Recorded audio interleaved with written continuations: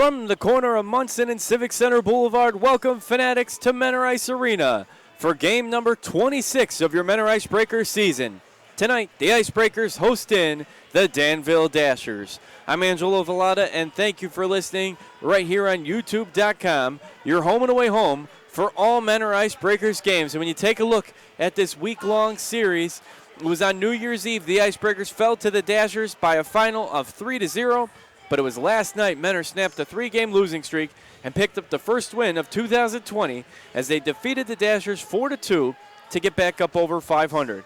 Menor took a 2-0 lead after one before Danville tied the game all but two after two.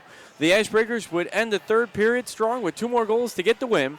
Declan Conway added 2 goals with number 24, now putting him as the most goals scored in one season by an Icebreaker player. Nate Farrington added 1 goal on a 3-point night, and Stepan Jurovic scored his second goal of the season in the Icebreakers win. I'm joined alongside Jared Tennant, who's got the starting line for the Danville Dashers, as we're back here at Menor Ice Arena to conclude this series. At left wing for the Dashers tonight is Nick Golo.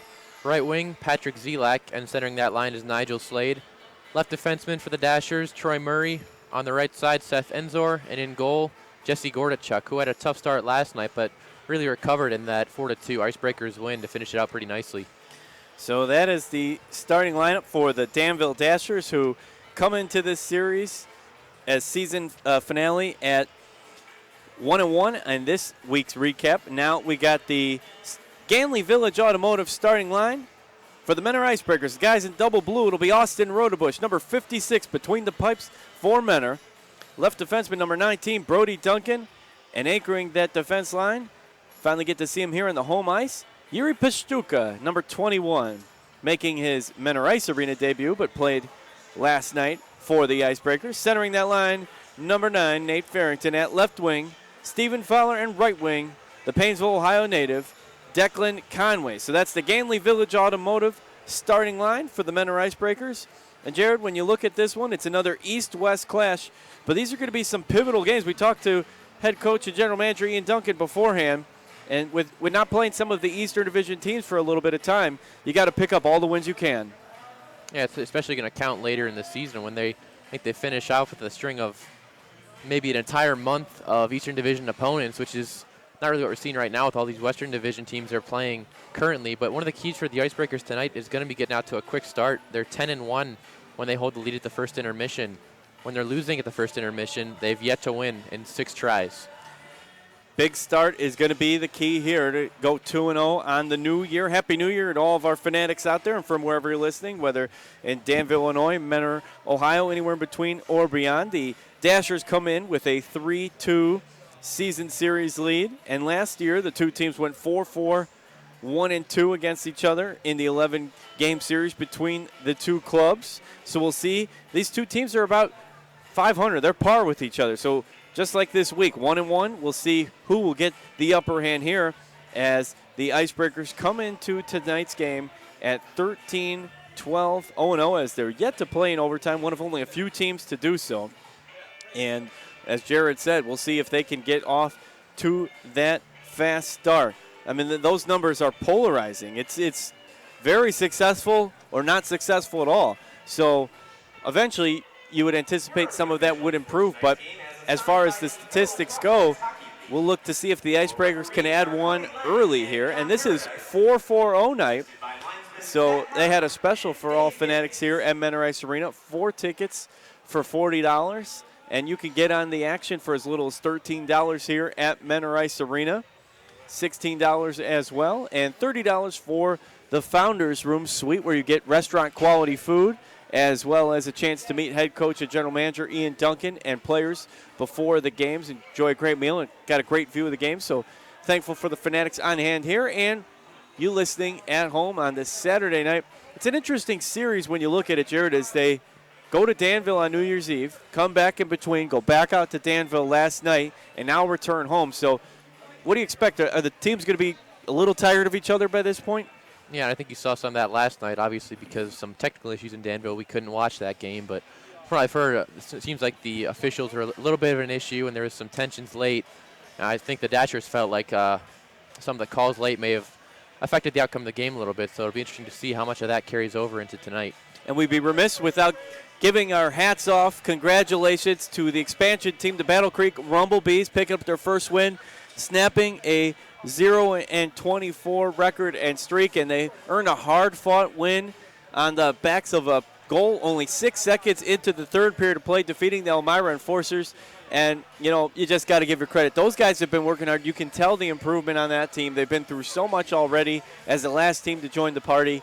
But we definitely tip our hats off to the Battle Creek Rumblebees up at the rink at Battle Creek. Yeah, and it was a great way to do it on the road against Elmira on their guaranteed win night. Of course, that was definitely if you're going to get your first win anyway, that's the way you want to do it. And the Rumblebees will be back in. I'm sure the Elmira Enforcers will look to change things around as they will have a rematch tonight. And we'll have a full slate of action here in the FPHL, the Federal Prospect Hockey League, as we get set for opening puck drop here. The Christmas auction went great. The Christmas jerseys, if you had a chance, I see a few here that people won. That's number 21 there, and a couple other Fanatics in attendance have their Christmas jerseys. That was on the Live Source app after the Icebreakers warmed throughout the 5-game holiday homestand in the month of December.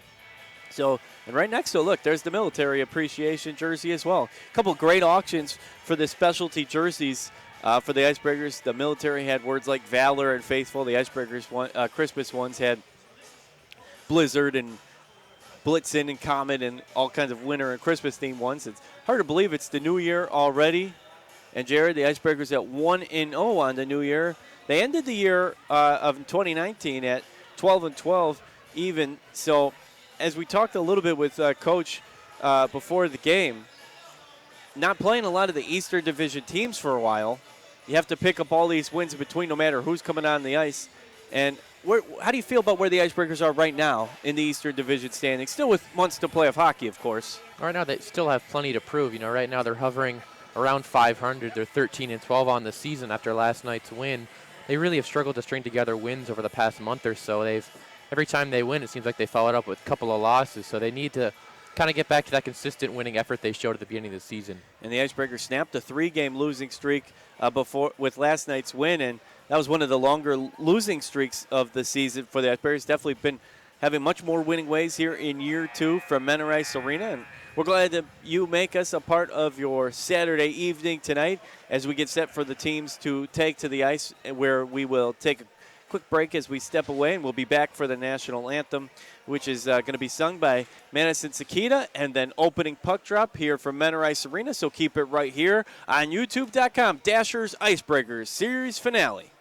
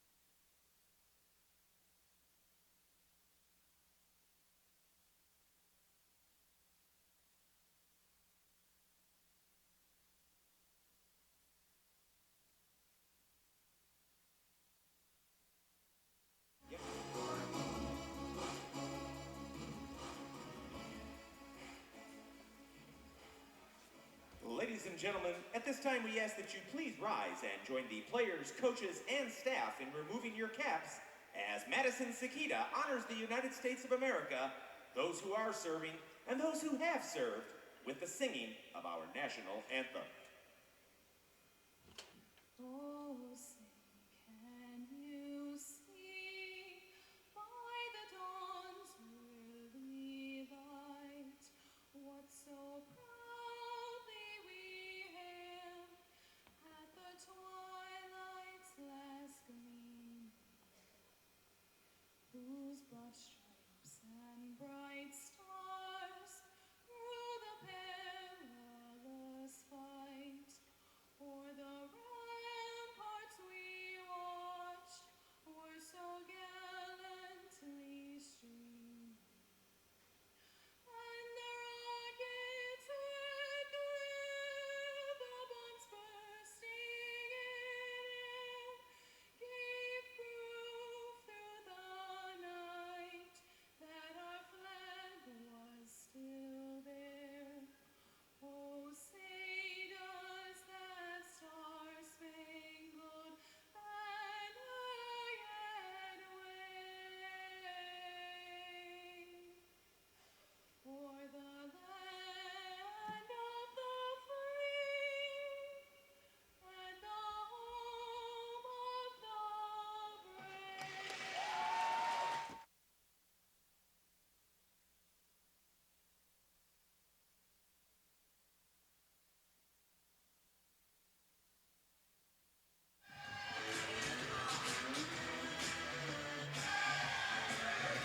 Welcome back here to Menor Ice Arena, and a great job by Madison Sakita on the national anthem as we get set for opening puck drop between the visiting Danville Dashers and your Menor Icebreakers here from Menor Ice Arena to conclude a week-long three-game series. Interesting thing Jared and I were looking at during the introductions was it's an all-Eastern top point line scoring as you have Tyler Urich for Watertown and Ryan Marker both with 45 points leading the FPHL now. Declan Conway at 43, but with that number 24th goal last night, Declan Conway is in sole possession of first place most goals scored in the FPHL and set an Icebreakers record.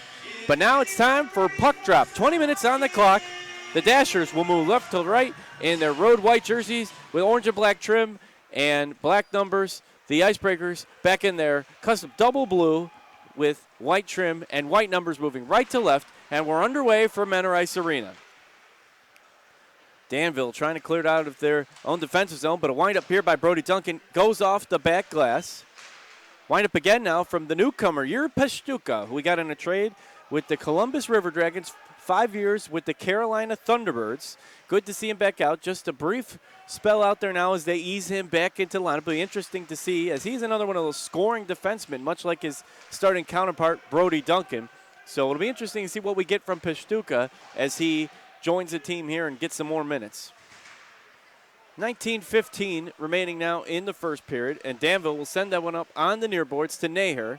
Naher, between the circles, winds up that deflects off of the stick of Dimitri Danieluk.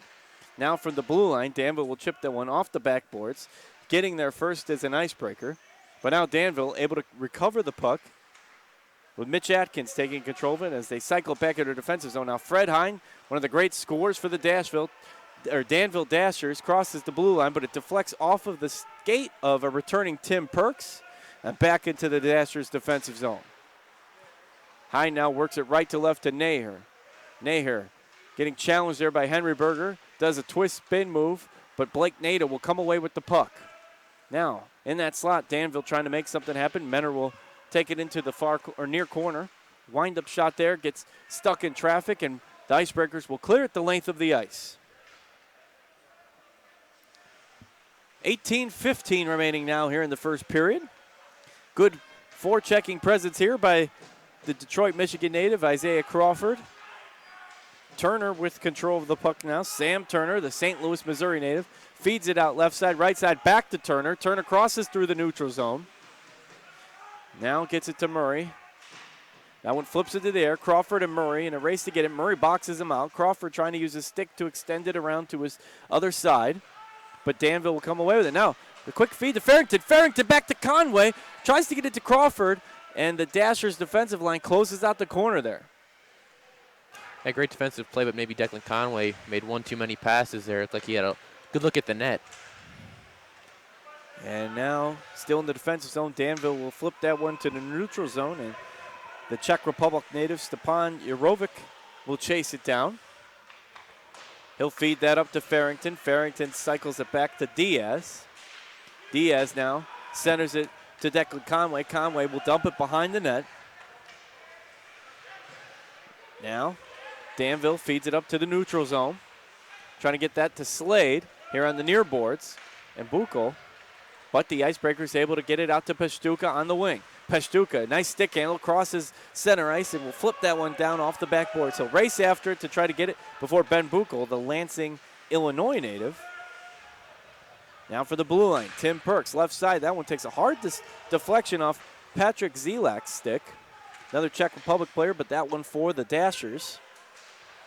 Good cut move there by Buchel, but he's got the forechecking presence of both Tim Perks and Richie Penkowski, and that allowed Pashtuka to come up into the slot, but he couldn't get to the puck quick enough to get a shot off. They're on 4-4-0 night at Menor Ice Arena. The Dashers cross the neutral zone, now across the blue line. That's Alex Palmerville, excuse me. Icebreakers take possession of the puck. Tim Perks will flip that one down off the backboards, allowing both teams to get on the change here. 16:04 remaining here in the first period of play. Mitch Adkins will send that one before getting boarded up hard. He gets it up to Naher. Naher was looking for Adkins, but it'll go back to Ensor. Now, Brody Duncan from his own right defensive circle. Cross the blue line, but the Dashers back line will get there first. So Jared talked about how important it is for Menor to score first. We'll see if they are able to do so tonight. Danville, of course, picking up the shutout win at David S. Palmer Arena on New Year's Eve. Before a pretty seesaw game last night where 2 goals were scored in each period. Menor on the upper hand of that, winning 4-2. Push from behind by Farrington there to Naher. Danville will recover it and send a quick pass around, avoiding the Fowler forecheck. Ensor crosses into the neutral zone over center ice. Flips that one nearly out of play off the far glass, and the Icebreakers race to keep possession. Now Fowler, neutral zone. He's got nowhere to go but gets his own puck back, and they're going to draw a whistle there at 15 minutes even. No shots on goal for either team in the first 5 minutes either. Now, Icebreakers having some issues coming into the zone on side, but both these teams are really pretty similar in more ways than one. Obviously, the Dashers have a slight edge in terms of points in the standings right now, but they're really based on strong defense and tough goaltending. The Dashers with Harley White and Jesse Gordachuk is probably one of the, at least the top 2 duo in the league. And of course, Icebreakers with Austin Rodebush, who's been their workhorse and has been one of the top 5 goalies in the Federal Prospects Hockey League. And their all-time series is just about even as well. Danville with the slight upper hand. Menor, I believe, could even it out directly with a win tonight. And now here goes Farrington. He's got Conway, but he'll take his own shot. It'll be a hard deflection off the far glass. Danville will recover the puck. Menor gets it back, though. Conway trying to cut into that left circle. Sends it behind the net to Farrington. Farrington works it to the blue line. Now Icebreakers will dump it behind the net. Fowler's going to take a board up there from Palmerville. Trying to control that puck, and he does. Fowler's got it. He'll send a little wing pass to Danieluk, who sent a nice fast feed to the slot to Conway, but it deflects back out. You're seeing a lot of this Conway, Farrington, Fowler here in the first 5 minutes of the game. And the Icebreakers have been looking to get that starting line and that scorers back in action. They had that trio for so long, but with a couple of trades and move-ups with Butita, last being called up by Quad City. That one ricochets off the backboards from a hard Danville shot. Now in traffic. Rodebush can't quite see it. Slade will recover it. Butita called up to the SPHL for the Quad City Storm, earning an assist in his first night. Still with the team there.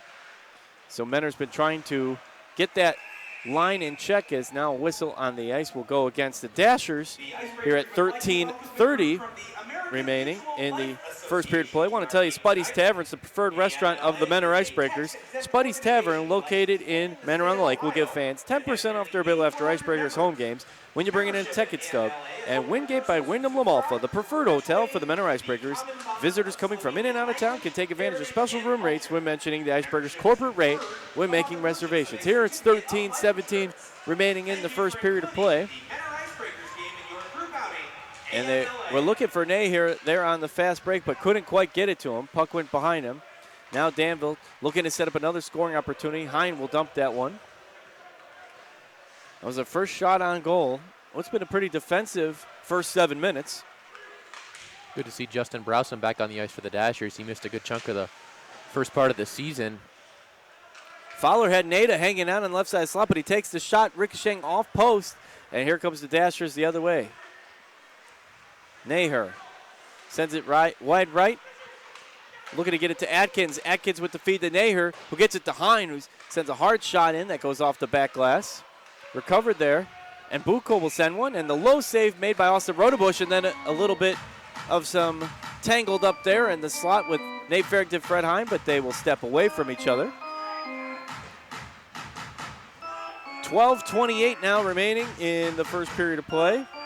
Fans, don't forget that when the Icebreakers are on the road, like next weekend, you can still see them play hockey. Our games are streamed live through YouTube. Log on to Menor Icebreakers YouTube channel to watch the games for free or any of the opposing teams that we will play. Like next weekend, a 2-game series away, as that will be down in Winston-Salem at the Fairgrounds Annex. Always a tough place to play. Tucker now between the circles, sends that past left circle.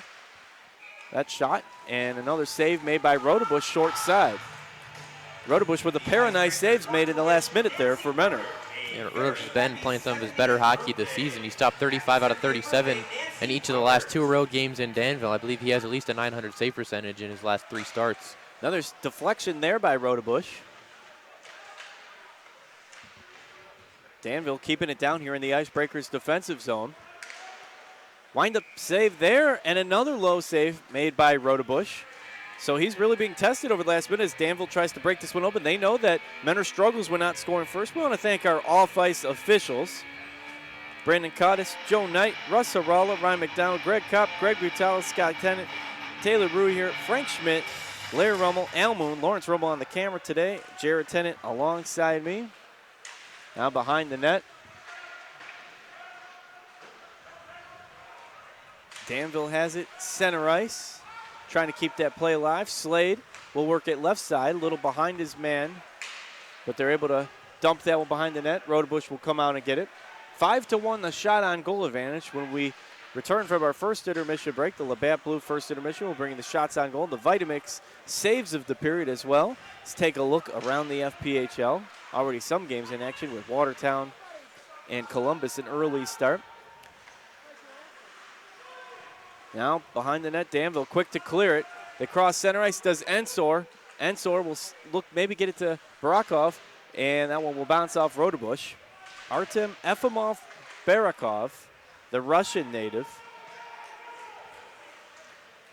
Both teams on the change now.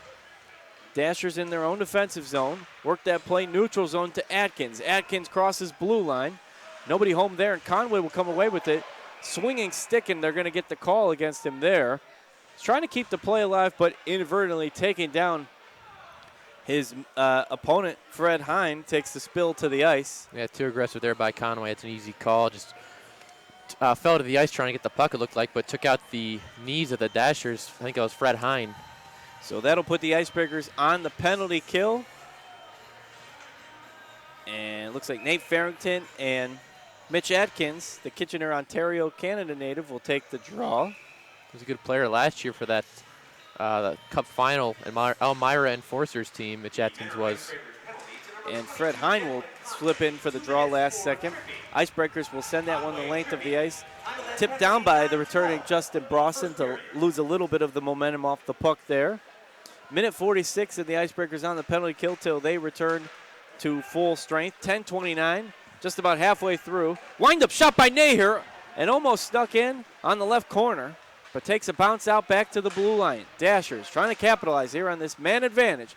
He finds Boston slot, but the pass goes a little behind him, and now Pistuka showing off his defensive skills and speed over the near boards, and he'll dump that one behind the net. So Pistuka playing in limited spurts, but I think we've seen some good play from him so far and a little bit glimpse of what he'll be able to add to the team. Yeah, he's fitting in pretty nicely early on with this Icebreakers penalty kill, which is still second best in the league at 86.2%. Pistuka had a 74, 101, 175 scoring line in 5 seasons with Carolina, including win a championship. Had a 0-2-2 scoring line in limited action with Columbus this year, and made his debut with Menor in this Danville Dashers series. So he adds a little bit of championship experience and wherewithal as they ease him into the lineup. A trip there, and Blake Nader will get the call as another Dasher takes to the ice. So with 42 seconds left in the penalty kill, it's going to be 2 guys in the box, and that's going to be 5-on-3. Not exactly where Menor would like to find themselves here midway in the first period of a scoreless game. And we talked to Ian Duncan pregame, and he said one of the keys for his team is to stay out of the box, and so far, not going so well. They'll have 42 seconds of a 5-on-3 penalty kill against his third-ranked Dashers power play, 22.2%. So the Dashers look at a strike first, which is very important in games against the Icebreakers so far this season. Steps to number 10, Blake Nader, 2 minutes for tripping. So for 33 more seconds, after the tripping call against the Brooklyn, Ohio native Blake Nader, joined the team about a month ago, and that gives Danville the 5-3 advantage right now. 7-1 shot on goal advantage in favor of Danville as well. Working the puck around, now to Buchel. To the right circle to Hine. Hine sends a one that bounces off of Rodebush, trying to tap it in on the rebound. Rodebush is all over it. Pistuka's down on the ice, and I believe they were able to maintain that one from crossing over the line. That was dangerous, though. There was a lot going on there. For sure, that was scary if you're an Icebreakers fan. Big scramble in front of the net. Seemed like it went on forever. No one really knew where the puck was, and we couldn't see it with all those bodies in front of the net. 8:53 remaining. Next time you're here, check out the mobile team shop next to the bleachers. Gear up for the season with the only source of official Icebreakers merchandise. And soon to come, you'll be able to shop online at www.menoricebreakers.com. Right now, Danville shopping for a goal as for 5 more seconds, they have the 5-on-3 advantage. Atkins gets boarded up there. Good job by Brody Duncan to take those 5 seconds off the clock. 1:17 now, 5-on-4 hockey. Icebreakers still on the penalty kill. Alex Morrow out there for the first time tonight. That one goes flying high into the air. Wait to see where it lands. Still in the defensive zone of Menor. They've got Palmerville at the right side of the blue line. He'll get that pass. Sends it right back right side. Just missed. And Atkins storming in there. Atkins was a good addition with the Elmira Enforcers last year. And the Enforcers made that way all the way to the Commissioner's Cup before falling to eventual champions, the Carolina Thunderbirds. Yeah, and last season, I don't think anybody was going to beat Carolina. Elmira gave them a run for their money a few times during the regular season, but that team was so dominant, and it looked exactly the same this year with that 20-2 record. Credit to Elmira for making it to the Cup in their expansion season. Carolina off to another raring pace here, but they did fall to Danbury at Bloomington, Illinois in a neutral site game, as Bloomington, Illinois may become a future expansion team here in the FPHL. The Federal Prospects Hockey League is on the up and up. 4 teams joined the league this year. Now Danville crosses back over the blue line. 10-1 shot on goal advantage. 25 seconds left, but good job by the Icebreakers there to dump that one the length of the ice. They've had a pretty successful penalty kill, although they don't want to spend too much of their time on a 5-on-3 or 5-on-4. Only 10 seconds left in the penalty kill. And Ensor, the Sugarland, Texas native, will send that one wide right. Oh, and a takedown there. Slade to Berger kind of both got tangled up and fell to the ice together. And Icebreakers back to full strength here at 7:24 remaining in the first period of play. I think Sugarland, that's a country band. Maybe they're from Texas. I never put 2 and 2 together. Hallgood in now. Sends a pass that ricochets off the far boards, but intercepted there by Alex Morrow. Morrow will feed it around to Nader. Nader gets it to Keenan, and that goes right off of the skate of Hine, or Zelak, excuse me. Bounced right back at him. Boarded up here was Nader and Slade. Nigel Slade, St. Catharines, Ontario, Canada native. Now at the other end, the Dashers will earn an icing call. It's 6:46 remaining. Really quick period so far. The Dashers holding that 10-2 edge in shots on goal, partly thanks to that 42-second 5-on-3 that I thought the Icebreakers did a pretty nice job on. A little reminiscent of the Port Huron series. Those were some fast-moving periods. Icebreakers officially launched their official booster club. Next time you're here, visit the merchandise table or mentoricebreakers.com for more information. We'll have a face-off from the right circle closest to Dashers' net. Now behind the net, the feed up to Zelak. Zelak with a good wing pass there. Gets that up to Nick Gullo. Now hard board up there by Peshtuka, making his presence felt. First time here at Mentor Ice Arena. Now here comes the Icebreakers. Fowler sets it up to Peshtuka. Peshtuka for the circle is going to wind up. Rebound Conway. Oh, and it goes off the safety net. And that was a great job by Peshtuka to keep the feed alive, but a little hard off the stick of Declan Conway. And that was the veteran Justin Browson putting his body on the line to keep that one out of the net. But it was a great feed from Peshtuka. But if he could have got that one on the forehand of Conway, he would have had an easy one-time finish, just a little bit off that time.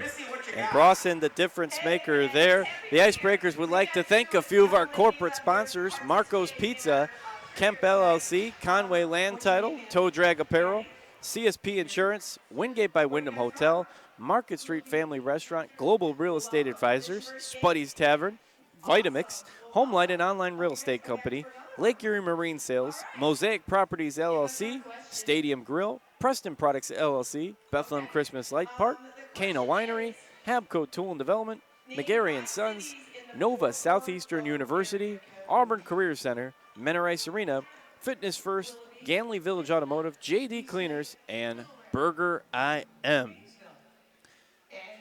And again, we'll bring you the Vitamix saves of the period when we return from the first intermission. 10-2 the shots on goal right now in favor of the Dashers, who play their games at David S. Palmer Arena, the county seat of Vermilion County. Arena capacity about 2,350. And Dash the Deer cheers them on. Here we got Slam the Shark, and here we got a 0-0 score, which has been mainly Danville, although an impressive 5-on-3 penalty kill by the Icebreakers for about 40 seconds. Pinkowski will come up for the right circle. Gets it to Morrow. Morrow looking for the turn and shoot. And a good job by Fred Hine to get it out, but it goes off the stick of Tim Perks. Perks gets it to Pinkowski, who takes the board behind the net. And a good job with limited action coming at him is Jesse Gordachuk, 10-8, 0-1 on the year with a .924 save percentage, giving up 2.84 goals per game is Gordachuk. Austin Rodebush coming in at 11-10 with a 2.87 goals allowed per game. And right there, the Dashers make it one of them. They sneak one in there almost too easily there for Danville. I think Rodebush might have been arguing that he had that puck covered up, but it wasn't long enough to draw the whistle that time. And it's easy rebound there for the Dashers. So at 5:36 remaining, and we'll get the official scoring confirmation to here in just a moment, but you knew it was going to come soon, as Danville with a 12-2 shot on goal advantage, and most of the offensive action has been down in the Icebreakers' defensive zone. And that's a tough one, because here in the final portion of the first period, and you know that's got to sink into the Mentor guys' unfortunately's head about we struggle when this happens.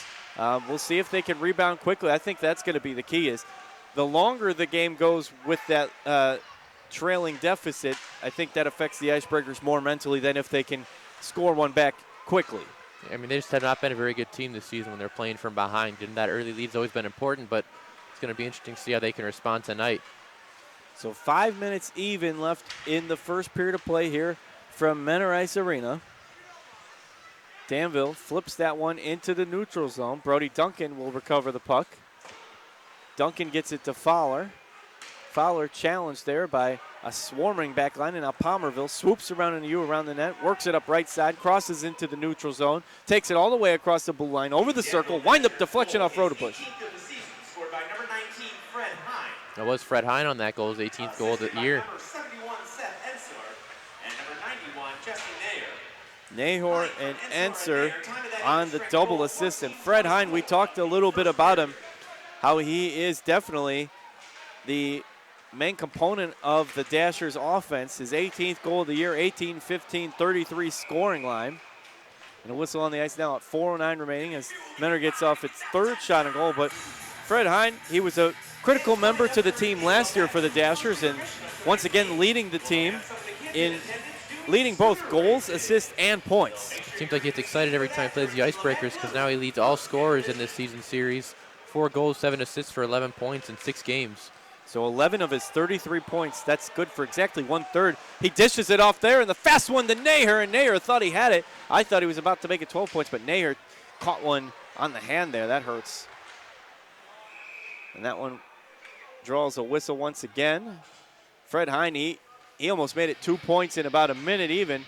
He had the quick feed left side to Naher, trying to repay the favor for getting his assist, but not on that one, although 1-0. Danville with the lead, 3:52 remaining.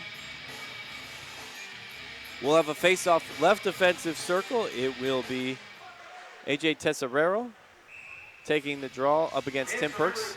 Another immediate whistle. So far, this is looking like a lot of those games in Danville where the Dashers dominating shots on goal, but the Icebreakers defense keeps things close. Just need to find a way to generate more offense.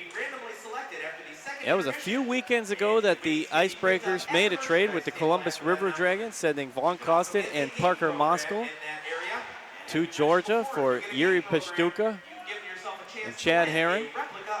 Good to see Pishtuka out there now. And then right after that, it was John Butita being called up to Quad City. Tim Perks now left circle, trying to get it to Morrow. Good job by that back line of Danville to keep it away from getting to the side. And here come the Dashers. Brawson, quick feed up, and gets it to his man. Troy Murray rattled off a shot. That was a good feed by Brawson. Now that one will go into the safety net and out of play at 3:06. Moe's Southwest Grill caters any event, office lunches, house parties, tailgates, weddings, ballet recitals, and yes, thumb wrestling tournaments. Moe's Catering will fill your fajita and taco and nacho bars with fresh and flavorful ingredients that are sure to please everyone. Just order at moes.com/catering or visit our Menor 2 locations, South Euclid or Mayfield stores. Welcome to Moe's. Now Menor able to get that one in the defensive zone of the Dashers. Jackson Tucker trying to get it away from Buchel. But the Dashers with the quick clear on the near boards. And Blake Nada takes a bump against the Dashers head coach there unintentionally. Trying to give that guidance close to the ice. And he's got his team with a 1-0 lead and in most command of the game, 16-3 shot on goal advantage. And a shot saved there made by Gordachuk at Danville. Very similar position they find themselves in the Western Division standings, as do the Icebreakers in the East. Yeah, the Dashers right now have had the Icebreakers on their heels for most of this period, but both these teams in third place in their respective divisions. We'll have a face-off right defensive circle now. It will be Adkins and Farrington. Thanks again for making us a part of your Saturday night, wherever you're listening from. Off the draw. Quick shot by Fowler, deflects back out. Perks chips it forward, goes off with a stick of Pishtuka.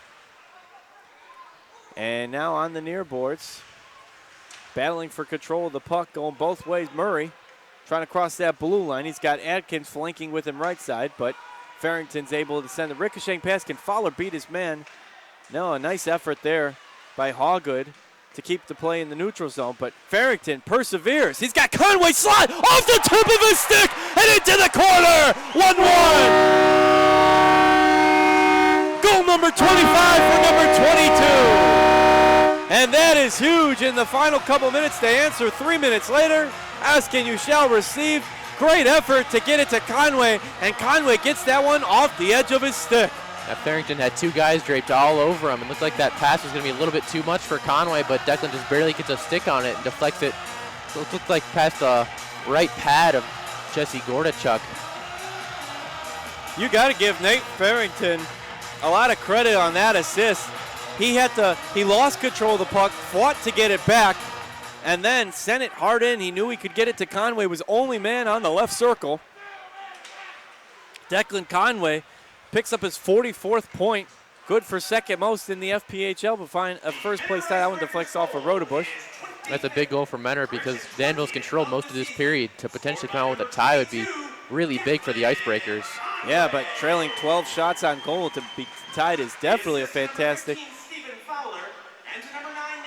And Stephen Fowler also credit on assist in his second weekend back with the team. Nate Farrington picks up his 11th assist, 6-11-17 scoring line for the East Freetown, Massachusetts native. And Stephen Fowler with his 5th assist, now 2-5-7 on the year in limited action, as this is only Fowler's 11th game this season. And Declan Conway picks up number 25. And a record continues to grow. With 1 minute now left in the first period of play, Nada takes it, drops it back to Crawford. Crawford feeds it over to Tucker and just misses left corner. Menor showing a surge with that goal. Definitely playing with a lot of momentum right now to end the first period of play, and a whistle at the other end. Saved there by Rodebush, 42.7. This is huge, though, for Ian Duncan's squad. And how much does this do for their mentality? They don't have to go into the first period talking about, hey, guys, here we are again, trailing by 1. We need to change it. It's almost like you're resetting heading into the locker room, you know. It's like it's 0-0 all over again, despite the Dashers leading shots on goal 18-5, really controlling most of this period. You have the potential, 30 seconds left. I don't want to say anything set in stone yet, but you have the potential to come out with a tie. Whistle on the ice there. It'll get the Icebreakers off sides with 29.1 seconds remaining. So 18-5 shot on goal advantage in favor of Danville, but now 1-1 on the backs of Declan Conway's 25th goal. That was a quick draw. That was one of the quickest draws I've seen. Those sticks were in there as fast as you could say it. 23 seconds left now in the first period from Menor Ice Arena. Good crowd on hand here at Fanatics, and thank you for listening at home as well. Flip forward by Peshtuka to Fowler. Fowler winds up in the breadbasket. Save made by Gordachuk, and a nice save there. Gordachuk now very close to 700 saves on the season. If he picks up his 7th save, which is just nary away, he will be at 700 saves on the year for the Dashers. Doing most of the work. Harley White 3-2-1 on the season for Danville. We're not seeing Harley White tonight, and we probably won't, barring surge from the Icebreakers, but White really has remade his game, it seems like, since we last saw him in Menor when he gave up 7 goals and that 7-4 Icebreakers win. He's played really well in his last 3 starts and had that shutout, of course, on New Year's Eve against the Icebreakers. Yeah, it has a .912 save percentage, .299, so Danville with a couple of strong goalies. At the end of 1, it's 1-1. The Dashers struck first. It took a little while for both teams. 5:36 remaining. From the slot, Fred Hine on the double assist from Seth Ensor and Naher, Jesse Naher, and then it was Nate Farrington keeping the play alive at 2:02 remaining. Got it to Declan Conway off the end of his stick. Conway got it into the left corner and tied the game up at 1. And like you said, Jared, talk changes a little bit now at the first intermission for Coach Ian Duncan. Yeah, it's a much different feel than being down 1 at the intermission. This season, when the Icebreakers are tied after 1 period, they've got a 5-0 record, so we'll see what happens from here on out. We will see indeed. We're going to take a quick break here at the Labatt Blue first intermission. When we return, we'll have second period. We'll have scores around the league, the Vitamix saves of the period, all right here on YouTube.com. We'll be back.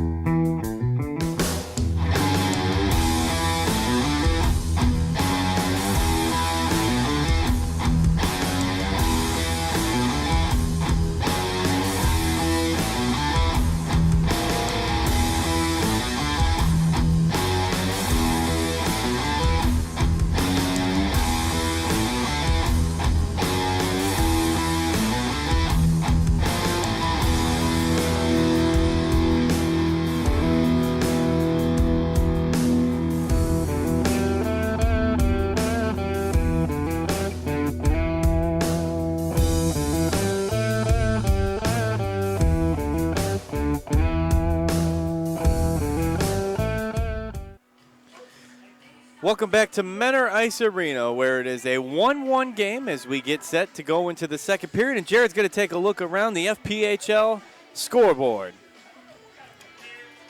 There's one game that started before the Icebreakers and Dashers opening puck drop tonight. That was Watertown and Columbus. Watertown's up 3-2 right now. That game's in the second period. Coming off their first win, Battle Creek is scoreless in Elmira. That game just got underway, and still yet to play is Delaware and Port Huron, as well as that Carolina-Danbury matchup, part 2, after the Hat-Tricks won 5-1 last night. As always, the saves of the period are brought to you by Vitamix. From practices to game day, our blenders help you fuel your performance and feed your life. And with 1 goal apiece, it is Gordachuk, 5 saves and 17 for Austin Rodebush. Couple other quick announcements. With Menor Ice Arena being the home to also the Notre Dame Cathedral Latin Lions, Menor High School Cardinals, Lake Catholic High School Cougars, the North Coast Collision. The Cardinals schedule, if you want to come check out some high school hockey. They were in action last night, and they've been rolling too. Very strong team is the Cardinals hockey team against Hudson last night. Next home game will be the 10th as they take on Benedictine. The 24th versus Cleveland Heights will have senior night at 6 p.m. And then February 7th, they will host in Rocky River. I was at Menor basketball last night, and a tremendous performance as the Cardinals took down GCC opponent, the Elyria Pioneers, 90-72. Senior Chad Rogers had a career-high 39 points and will be actually not going to college to play basketball. Great basketball player, but he's going to play baseball at a Big Ten school, Penn State. So a lot of great athletes here in Northeast Ohio. A couple of shout-outs to them. Want to thank our off-ice officials, Fred Heyer, Scott Tennant, Greg Butala, Greg Kopp, Ryan McDonald, Russ Harala, Joe Knight, and Brandon Cottis. Also want to thank Taylor Ruyer on game day operations, Frank Schmidt, operations intern, Larry Rummel, Al Moon, and Lawrence Rummel on the sound crew. Lawrence also on the video stream for us on camera, and Jared Tennant, communications manager and color commentator. So we get set, Jared, for the second period of play. And that was a huge goal that off the assist from Farrington to Conway, and that's got to take a lot of the pressure, not all of it, but a lot of the pressure off of Ian Duncan's squad shoulders. Yeah, and Austin Rodebush right now looks like he's playing about as well as he has all season. Despite that 1 goal on the rebound, he's made some really nice saves against the Dashers and really stood out during that 42-second 5-on-3 penalty kill in the first period. So the teams are taken back to the ice. We want to thank Lake Health, the Icebreakers, Wood, their medical staff for tonight's game, as well as training facilities for all players to use all season long at the Live Healthy Fitness Center and Brunner Sand & Dietrich Wellness Campus right here in Menor. You'll enjoy convenient hours, state-of-the-art exercise equipment, and a friendly, experienced staff. A membership offers everything you need to help you reach your health and fitness goals. And kids, sign up between the ages of 5 and 16. You're eligible to join the brand new Junior Icebreakers Kids Club. Members receive membership t-shirt and card having special access with the players' events, and will receive free admission with a paying adult during select games through the 2019-2020 season. Cost is just $15 per season per child. For more information, next time you're here at Menor Ice Arena, stop by the merchandise table or visit www.menoricebreakers.com. So the Dashers back out. They'll switch sides. They'll move right to left this period.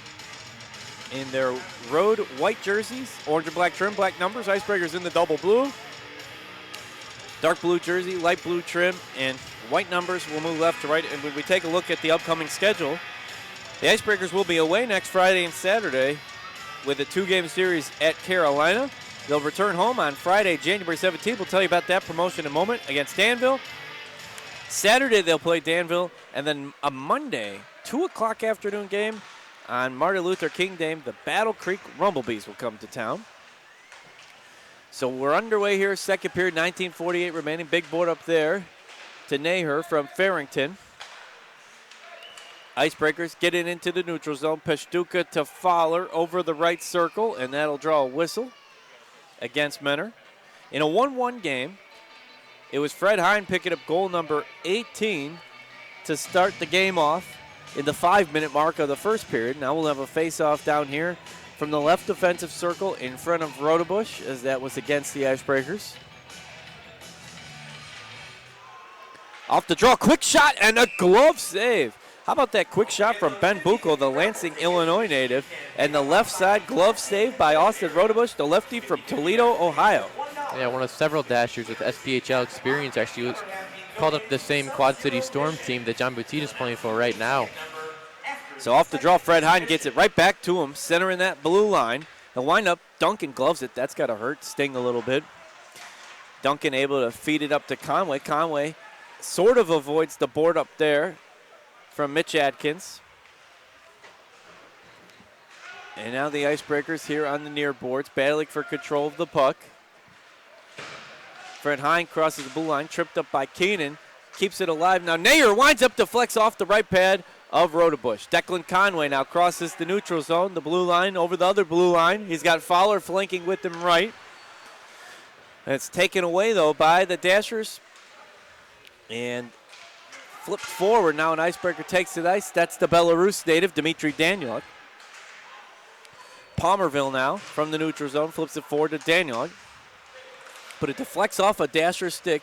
Both teams struggling to get control of this puck. 18:34 remaining here in the first period of play. Richie Pinkowski gets it into defensive zone now. Ben Buchel will get it up to Nick Gullo. And Gullo will dump it behind the net. Rodebush will come out. Feed that one forward, but the Dashers recover it down in the defensive zone. Keep it down here now. In between the circles. Trying to get it to Gullo. They're right in their slot, but Rodebush able to get a hand on him, pick up the puck, and make the save. That one had a couple of Dashers down there in the danger zone, and they were looking to take that momentum right back. That would be the key, I think, for the Dashers right now, as you sink one in the back of the net here in the first couple of minutes. Yeah, Rodebush really cannot afford to give up any rebounds right now because the Dashers are crashing the net after every single shot.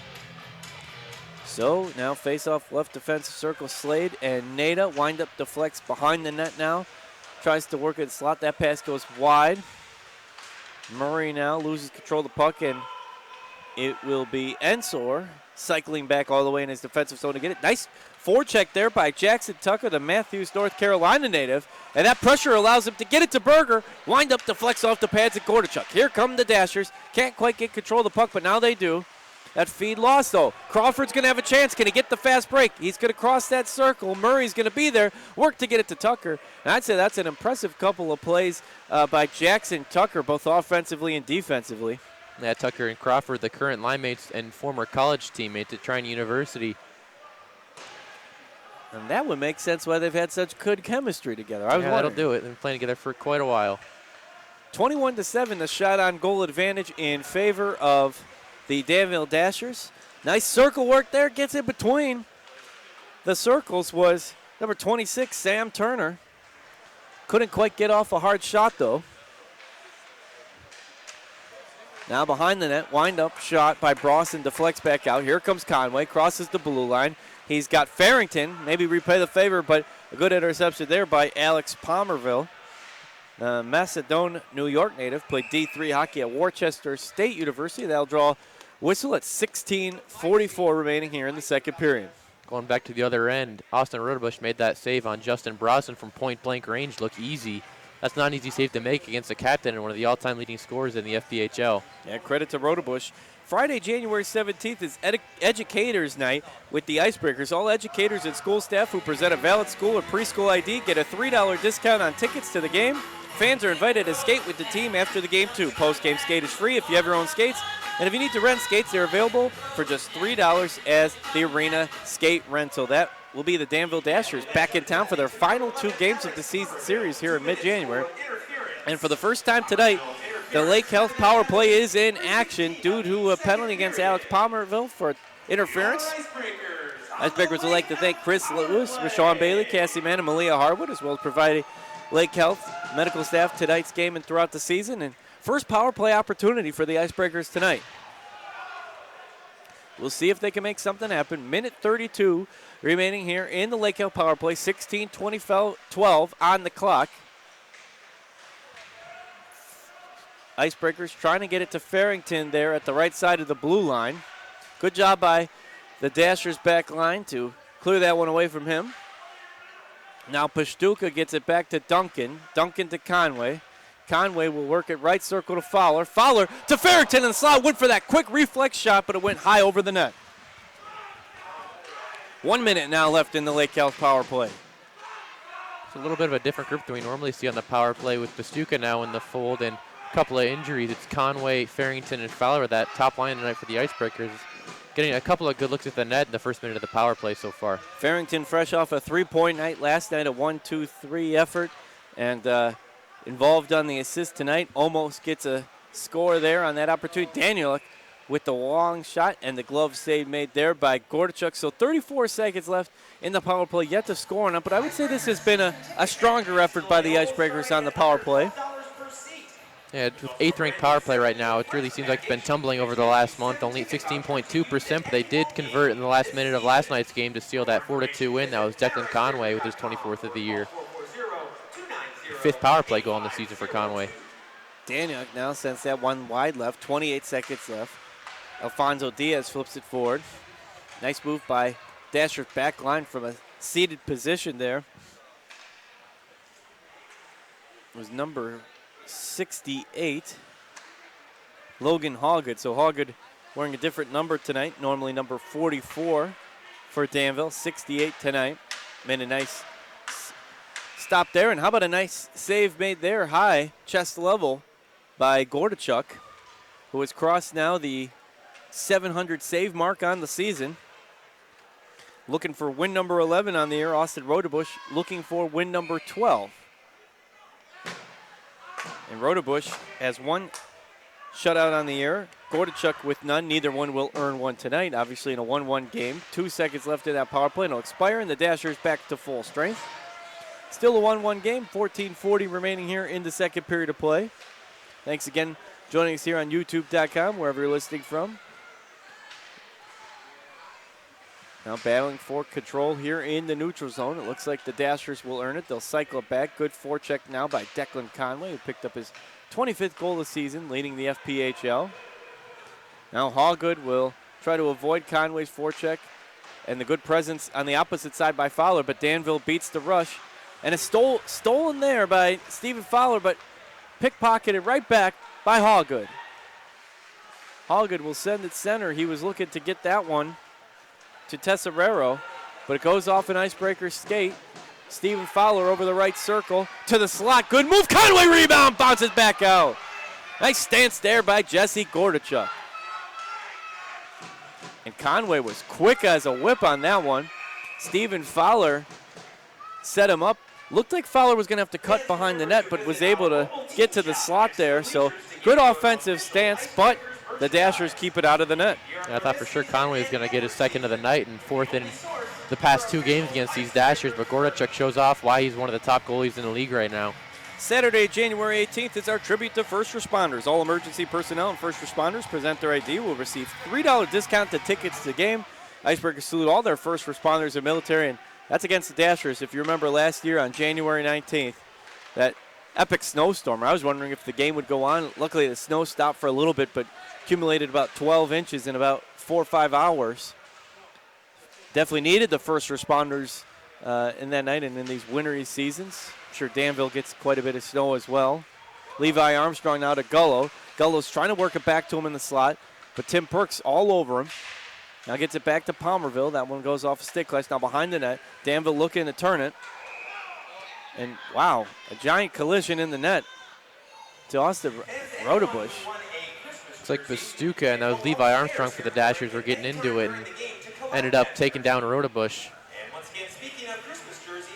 So then one more promotion coming up on that trio of games. No game on that Sunday, but schools are closed on Monday, January 20th in observance of Martin Luther King Day. It's also Kids Day with Men and Icebreakers. All kids ages 5 to 18 get the game for just $5. Tickets general admission at bleacher reserve sections, arena. Children under 12 must be accompanied by an adult. That's when those Battle Creek Rumblebees come back to town. So we play Danville 2 more times in January, and that'll be it for the season series. So we see lots of Danville here in the opening going with a whistle on the ice, 12:59 remaining. Well, the same type of situation coming up with Carolina. I believe those 2 teams play 7 times, 2 times in the next couple of weeks, or few weeks, excuse me. So 12:59 remaining in the second period play. Menor has evened it out a little bit on shots on goal, 22-11. Danville still with the decent lead there, and it's 1-1 on the scoreboard. Quick shot off the draw, bounces back out. Palmerville will dump it behind the net. Quick turn there by Atkins. Can't get it around. Good job by Blake Nada to cut off that lane. Now Alex Morrow gets it to Pinkowski, who crosses left side blue line, feeds it up to himself ahead of him. Looks for the board to Buchel, who does a nice job to evade the hit. Now behind the net, Buchel being forechecked by Morrow. Danville feeds it over to Nahier. Nahier, blue line. Cuts back on the left circle. Gets it to Hine in the windup and almost gets it in left corner. Fred Hine was looking for a 2-goal night. Almost snuck that one under the blocker of Rodebush, but he just covered it in time. Yeah, I thought he was going to have it. That one very close to hugging that corner, but Menor gets lucky there. And Fred Hine, a very talented player at the 18-15-33 scoring line for the Dashers' leading scorer. Was with the team all last year as well. Atkins sends that one hard off the board. Former enforcer, and Rodebush will pounce on it. Rodebush has been busy. Icebreakers not keeping it down at the defensive zone as much as maybe they would like here in the early going, but they do tie it up, that pivotal goal. They had some good chances this period, especially earlier on that power play. So far, Gordachuk has come up big. I want to remind you, tickets for upcoming games can be purchased at the door of any game, or you can secure them ahead of time by visiting the team office Monday through Friday, 9 to 4 p.m., or order online at menoricebreakers.com. Purchase tickets at promotional discounts ahead of game night, or call our team office during business hours. 11:40 remaining here in the second period of play. Daniel will try to cut off the racing lane of A.J. Tesorero, the Boulder, Colorado native. Wind up and a save made there by Rodebush. Pulled that one down. I see Tesorero played with Watertown before they were the Wolves in the FPHL as a member of the Privateers. The FPHL keeps growing and expanding. Had a game in Bloomington, Illinois, where there could be a future franchise, and also had a game down in Athens, Georgia as well. As far as I know, Bloomington is confirmed for next year. Other possibilities like Memphis as well. So it could be as many as 12 or maybe even more teams next year. The Bloomington Blitz, right? Goes. I wouldn't mind that. I wouldn't mind that. That's a cool name. Thank you. Jared likes it. You know, I got to try to impress you here on these broadcasts from the Breakers broadcast booth. I don't know if we get any rights on the naming rights here from Little Menor, Ohio, but, well, not so little. Over 60,000 people here and one of the biggest high schools in the state. But I don't know if we get part of the naming rights. But Bloomington Blitz would be our shot. Rodebush now blocks that shot, gloves it down. Crawford avoids the stick there from Murray.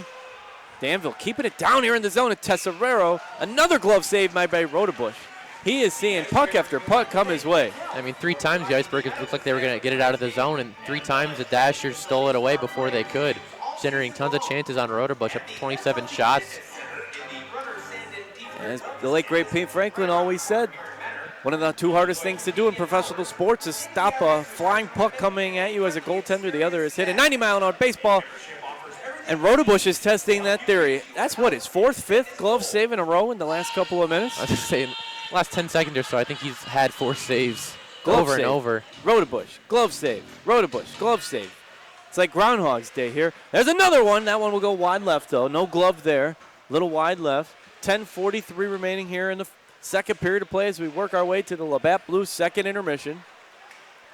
Pinkowski finally able to get out of the defensive zone. And you've seen Pinkowski get some extra minutes tonight, earning some time out there on the ice. And with the injuries, that line of Morrow, Nada, and Pinkowski is kind of like the grinder line tonight. And the Icebreakers really aren't getting much offensively when the first line isn't on. Definitely, you see a little bit more discipline, though, from Nada sends that one high and out of play. But you're seeing a lot more disciplined play from Pinkowski. He always brings the physicality, but I think he's added a lot of finesse this year. Not big on the scoring line, but he's given Coach Ian Duncan some quality minutes. I think he knows his role at this point. He's not going to go out there and score 20 goals a year, but he knows what he can give to this team. That's part of why he's been effective this year. Got a 1-1-2 score line. I think one thing the Icebreakers as an entire team has dramatically improved from last year is the time spent in the penalty box. Even when they have been in the box, that penalty kill's been so good that it hasn't mattered a lot of the time. Now Atkins will get a whistle. Offsides will be the call against the Dashers. Were halfway through the second period of play. Once again, thanks to Madison Sakita on singing the national anthem here tonight. Great performance. And we want to tell you about, you got to get a group here. An Icebreakers game is a great way to get together with friends and family. We have discounted tickets for groups of 10 or more people.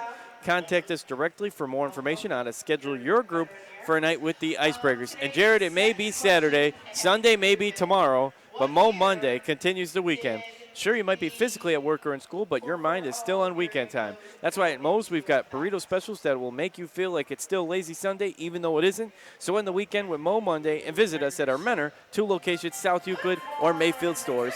Welcome to Mo's. And Jared, we have a Monday game this year, which will be the first Monday game we've ever had at Menor Ice Arena. The Battle Creek Rumblebees will be down. We might have to get some Mo Mondays. We could really hype it up and have it on that Monday. Hopefully they're open on MLK Day. I'm not sure. I think most businesses are. Mo's Southwest Grill, 2 locations right here in Menor, Ohio. 9:51 now remaining on the clock as we return from this official timeout. NFL action going on as well tonight as the playoffs kick off. And the Cleveland Cavaliers also in action. Lots of sports going on. This is a great time of the year when you got hockey, you got basketball, you still have football going on, and baseball right around the corner. Farrington right across the blue line. Wind up, just misses right corner. And we talked about some improvements. I think Nate Farrington has always been a great draw guy, but his offensive efforts have definitely gone through the roof as well this year. He has a couple of three-point performances against the Dashers this season, including last night with that go-ahead goal in the final 5 minutes of the game. Yeah, that was an interesting game last night. Menor had the 2-0 lead, then it was Danville 2 goals in the second before Farrington broke it up with only about 5 minutes left, and then Conway added his 24th to seal the deal. Danville Dashers at David S. Palmer Arena. Now Nate Farrington flips down forward, goes off of the skate. Fowler turns. Neither team able to maintain possession right now. I think Farrington might be hurt. I think it might have taken a slash. You don't want anybody to go hurt. Farrington will be attended to by the Lake Health Athletic trainers. Danville working it down now, left circle. Credit to the Danville Dashers broadcast team as that one nearly goes out of play. They couldn't necessarily get the game up with video, but they worked very hard last night to bring that game to you either way and at least provide some audio. We've been on the other hand of that where technology says even in 2019 or 2020 we're going to be challenging to bring that game to you, and it was a good game. Ensor now winds up, looking for the deflection off the wrist shot. Still turned around. Boston, good veteran move there to get the quick shot off. Just goes wide left. 8:08 remaining now in the second period of play. And the Icebreakers just cannot get it out of the zone against this Dashers forecheck. 29-11 is the shot on goal advantage, clearly in the favor of the white, orange, and black Dashers from Danville. Looking to take the season series lead even further. They'd have a 4-2.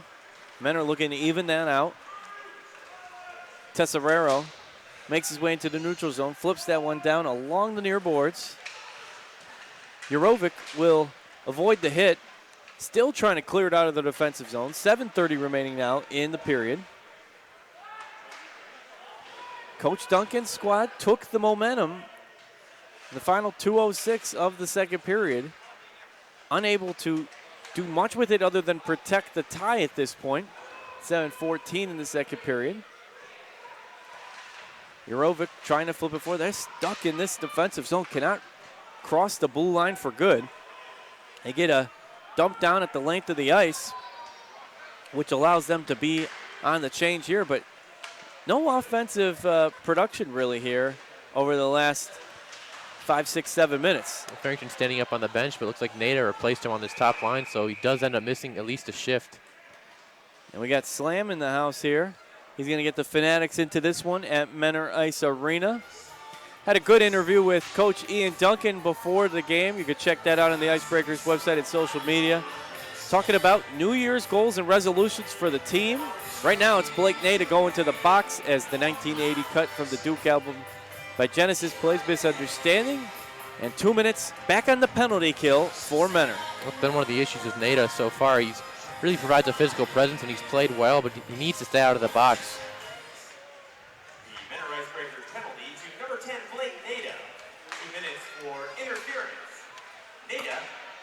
Good work here. Atkins winds up. Interference is the call. Danville trying to capitalize here on the 5:04 advantage. Could have the Joe Pace hat trick, as Joe Pace last weekend had a goal, 3 trips to the box, and then his theatrical performance that got everybody laughing in the box, a little lightheartedness. Just needed the fight, and it would have capped off a great night. He would have had the Gory Howe hat trick plus. He was a busy man. Now Mitch Adkins will try to dump down behind the net, but it goes off of Morrow's left skate. Now Morrow will send it all the way down to Gordichuk at the other end. Neither team able to maintain too much possession, and now 1:15 remaining in the penalty kill. And a full night of action in the Federal Prospect Hockey League. First game here from Menor Ice Arena in the 2020 season. Danville really taking their time back there. Now they finally looked across the blue line, avoid the Menor pressure. They were looking to get it to Turner and with a leading pass, but they'll go back to center ice. Palmerville crosses the blue line. He'll feed it all the back glass to Tesserero. Stepping up there to get it was Seth Ensor. Dumps it behind the net. Now, 32 seconds left, penalty kill. That one goes hard off the left pad of Rodebush. 1-1, second period, 5:11 remaining. 24 seconds in the penalty kill, and that one will go high off of the safety net. The Icebreakers would like to acknowledge Looking for the ultimate Icebreakers experience? Purchase tickets for our Founders Room and enjoy restaurant quality food, as well as a chance to meet head coach Ian Duncan and Icebreakers players at each and every home game. Tickets start at just $30 and are available at MenorIcebreakers.com or by calling 440-290-8502. And don't forget Kids Club, ages 5 to 16. Join the Junior Icebreakers. Cost is just $15 per season per child. Check the merchandise table next time you're here or visit that same website, MenorIcebreakers.com. And then when we return from the Labatt Blues second intermission, we will bring you the Shots on Goal brought to you by Vitamix. Saves on Goal. We'll take another look around the FPHL scoreboard, out-of-town look. 4:50 remaining. Icebreakers trying to stave off this in the final seconds, and they are back to full strength. Good job on the penalty kill. 2 for 2 on the evening. 3 for 3 if you count the 5 on 3. 32-11 though, shot on goal in favor of Danville. You're almost thankful that Menor has one of the 11 in, with 32 rattling off from the opposition. One of the biggest differences from this year's Icebreakers team compared to last is Austin Rodebush, who's played like a number 1 goaltender every start, especially tonight, stopping 31 of 32 so far. Yeah, not quite as crazy as the, man, you had to, before Battle Creek picked up their win, back-to-back nights, Joel Eisenhower 60-plus saves, Jacob Mullen 70-plus saves in 2 losses. Mullen gets the win last night, but... That was Eisenhower, actually. I was excited. Oh, was it Eisenhower? It was his first career win, and he spent some time in Menor last year. So congratulations to Joel Eisenhower. Both him and Mullen are 2 of the hardest working goalies in the FPHL. You know, Battle Creek has a few offensive weapons. They just really struggled defensively, but they get the win last night. We'll check their score when we return from the next intermission, but good for Joel Eisenhower picking up the win. Served some good games down the stretch for the Icebreakers when they faced some injuries in the net last year. It's going to be a cross-checking call against the Dashers, so the Icebreakers will head to their second power play of the period. Little fun fact, Jared, do you remember who was the first Icebreaker to take between the net? Putting you on the spot here. To what? I need some clarification. So what am I looking for here? Who was the first Icebreaker to go between the pipes last year? Matt Camilleri. You are correct. Maybe it was. I will admit the phrasing was a little different. It confused me a little bit there, but I do remember Matt Camilleri spent the first few months of the season with Menor before Derek Moser and John Selly Hansen took over between the pipes.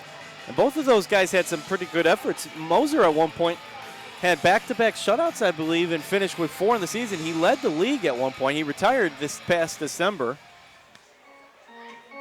And then Selly Hansen, and before he went, then Joel Eisenhower. I'm going to check out and see how John Selly Hansen's doing. He's playing professionally overseas, I believe, this year in Sweden. I did know he went across. I couldn't remember if it was Sweden or Switzerland.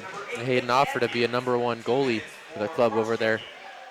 Yeah, Selly Hansen, he really came on in the second half of the season. Had a lot of quality starts.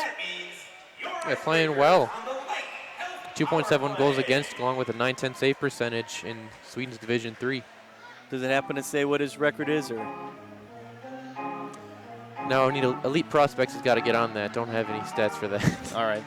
No problem, but good job for John Selly Hansen. Good job for Joel Eisenhower picking the win. Derek Moser on a career before retiring. And then we've had Jordan Brandt in between the net for us this year, along with Austin Rodebush, though, at one point didn't miss a single play or period.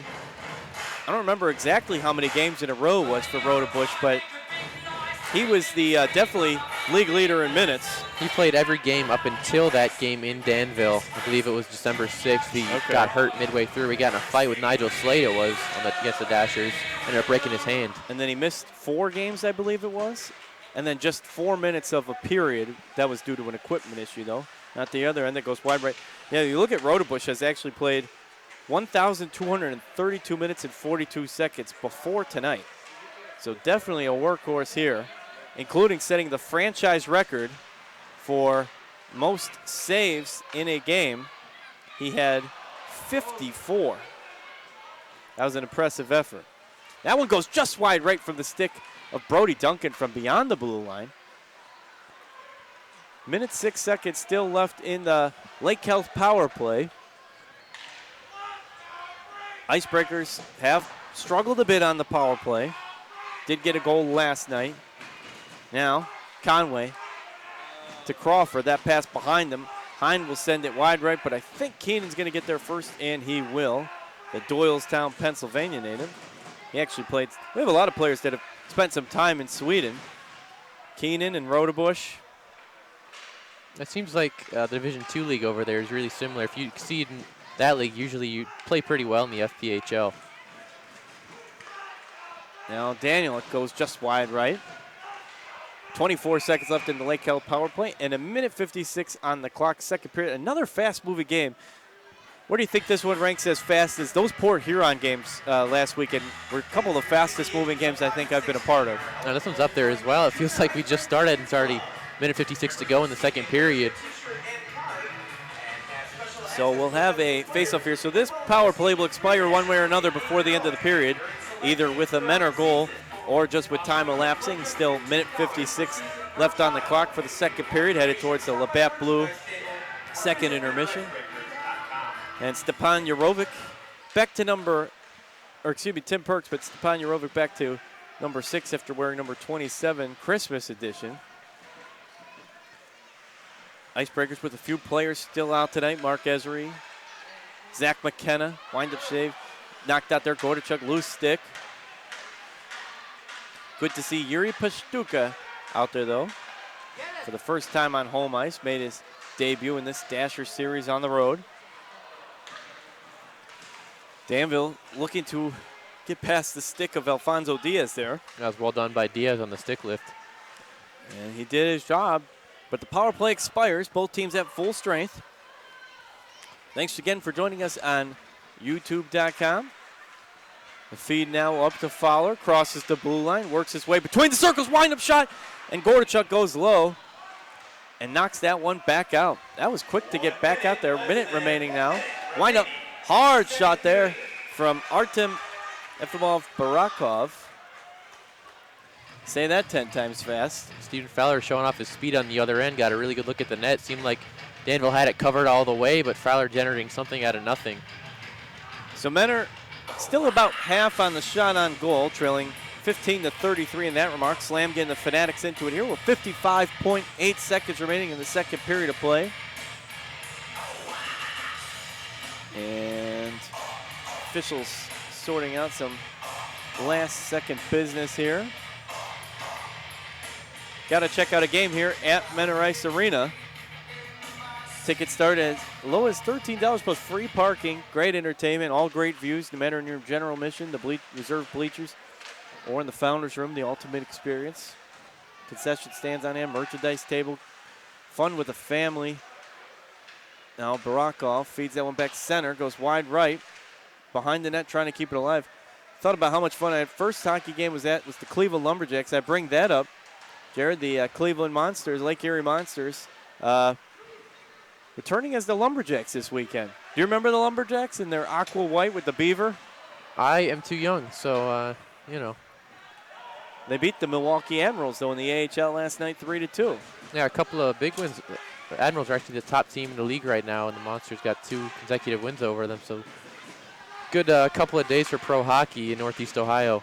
Yeah, Lumberjacks had a great following in the IHL before that folded. Then we got hockey up here in Lake Erie, and now Menor Ice Arena as we get zeros on the scoreboard. It is 1-1. No goals to recap, no assists to recap. Nobody pulls through. So what does that mean for the third period?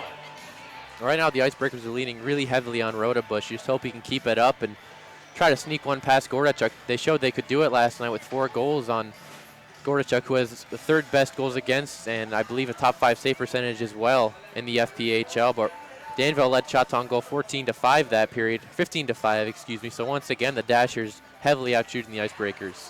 So we'll see what happens at the third period. We're going to step away for the Bat Blues second intermission. And when we return, we'll have those Vitamix saves of the period as well as a look around the league in the FPHL scoreboard. So keep it right here on YouTube.com.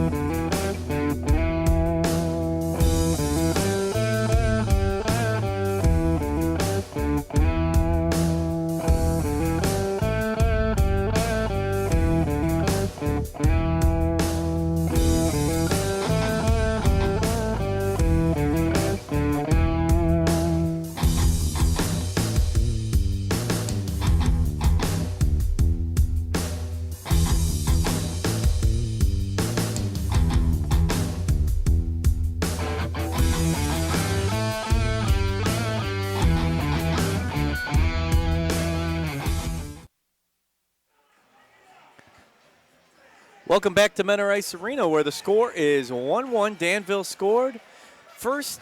Fred Hine, 18th goal of the season. And Declan Conway, it's 25th. So the only two scores have come from the top goal scorers for both team and Declan. The top scorer in the FPHL is scoreless. Good defensive second period. And Jared's going to take a look around the league. The FPHL scoreboard from around everywhere else not named Menor, Ohio. Got a pretty good game down in Columbus, Georgia, between the River Dragons and the Wolves. Watertown had taken a 3-2 lead before Columbus tied it back up. Then Watertown went back ahead 4-3 before Chase Follis just got the game-tying goal midway through the third period. So that game's 4-4. 13:20 mark of the third period. Battle Creek and Elmira still scoreless. Delaware and Port Huron right now tied 1-1. And that Carolina-Danbury score we still don't have on the league website. Might be having some internet issues in Bloomington where the game's being played. Oh, at Grosinger Motors Arena. Where, don't forget, the Carolina Thunderbirds, it's a homecoming. Andre Nitsch scored his first professional goal at that same arena for the Bloomington Prairie Thunder, I believe it was. Oh, you know what? It's actually 7:30 Central Time, so that game will be starting in 20 minutes. Oh, the old Central time switch. That'll get you every time. And we're going to take a look at the Vitamix saves of the period. As always, the saves of the period are brought to you by Vitamix. From practices to game day, our blenders help you fuel your performance and feed your life. So 15 saves by Jesse Gordachuk in that period, and 10 for Austin Rodebush. Or other way around, that is. 15 for Rodebush and 10 for Gordachuk. The Dashers led shots on goal 15-10. Oh, yeah. It's vice versa.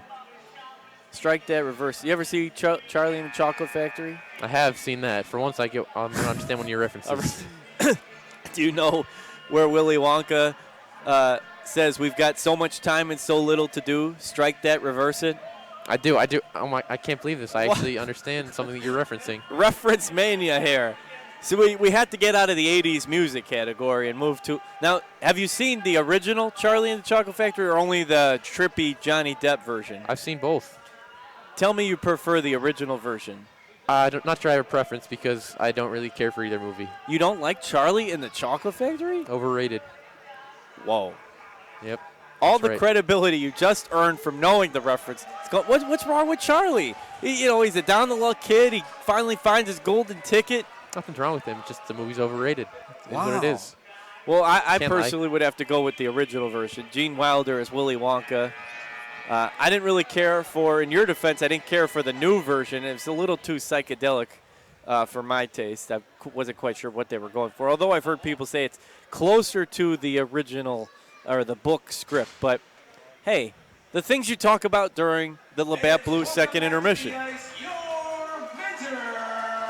The Icebreakers are taken back to the ice. I want to remind you again of some of those great promotions coming up. Educators Night. On Friday the 17th, all educators and school staff present a valid school or preschool ID, get a $3 tickets, and fans invited to stay for post-game state. First Responders Night on the 18th, all emergency personnel will get $3 with a ID. And Monday, when schools are closed, MLK Day, it's Kids Day.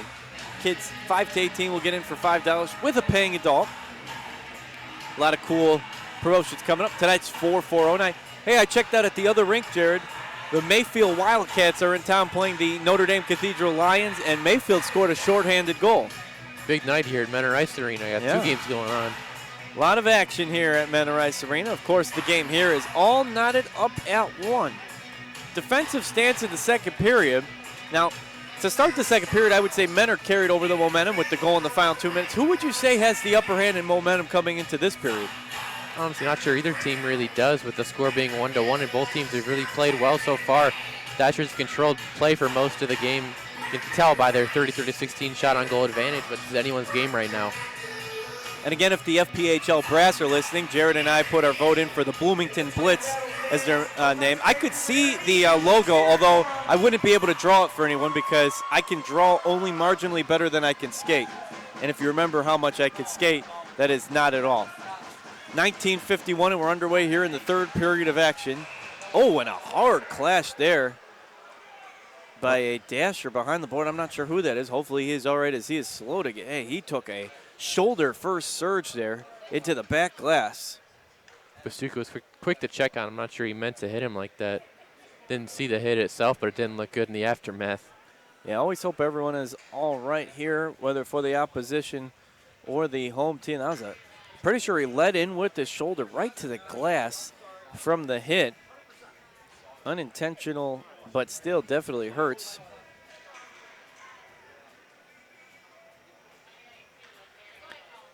Hopefully. Did you see who the player was for the Dashers? Still looking for a number. I think it's Ben Bucol or Bucol? Bucol. Still not sure on that pronunciation. Yeah, it is. It is. And he gets up, so he's okay.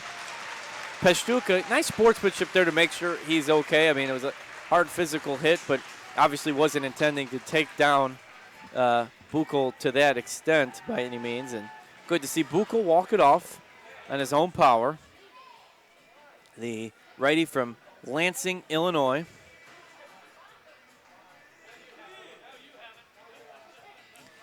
As we roll on here in the third period of play. 1947, and we're back on the draw. Now, and team switch sides, of course. Danville is moving left to right in their white jerseys with orange and black trim and black numbers. Menor in their double blue, moving right to left, dark blue with light blue trim and white numbers. 33 to shot on goal, the advantage in favor of the visiting Dashers. And now Ensor will try to beat Morrow. Morrow can't beat him. And that'll be icing against the Icebreakers. Icebreakers would like to thank Chris Lewis, Rashawn Bailey, Cassie Mann, and Malia Harwood, as well as Lake Kelp for providing medical staff for tonight's game and throughout the season. Well, the face-off now, left defensive circle in front of Rodebush. Rodebush has been rock solid so far, but he's seen a lot of action come his way in spurts. And a couple shots there, it'll fall on the deflection, right side there. He's been very good taking care of those rebounds tonight, not really giving Danville too much of a chance. Of course, their lone goal was scored on that big rebound out to Fred Hine, but since then, Rodebush has really done a good job controlling them. I don't know where, we don't have all the research in front of us for this, but with Rodebush having sit out, I wonder where he ranks right now in minutes played of all the goalies in the FPHL. That I can check.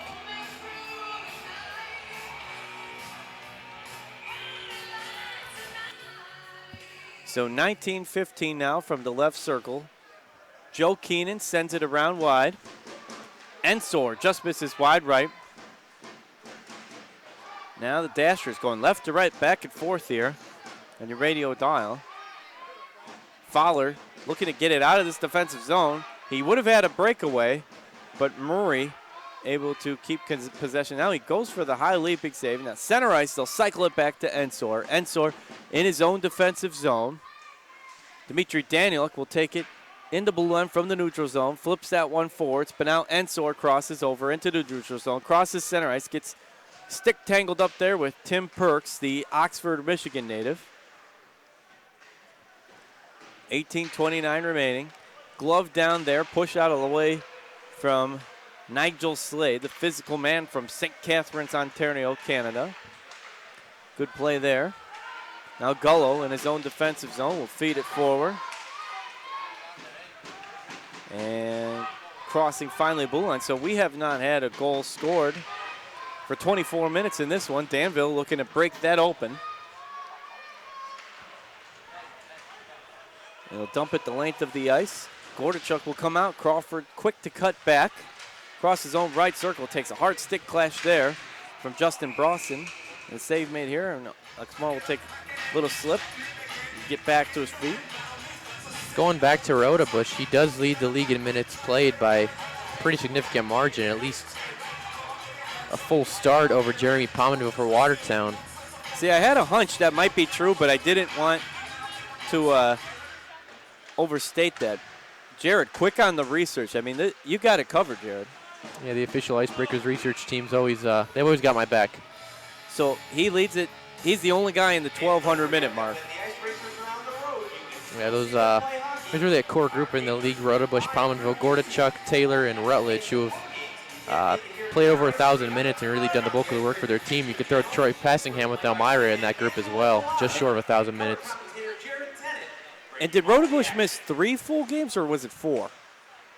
He missed actually part of one game and then missed 4 in a row, so I guess you could say 4.5. So he leads the league with, I mean, I think he probably would have played all of those. I mean, nothing against Jordan Brandt here at the other end. Danville trying to put one in off the stick of Sam Turner, who could backline effort there by the guys at Double Blue. But Jordan Brandt's been solid, 2-2, 133 shots on him, and with a 298 save percentage, 298, excuse me, goals allowed, and 902 save percentage. But I think Rodebush, I mean, he seems like he gets better as the game goes on, and he almost entices or embraces the more shots on goal.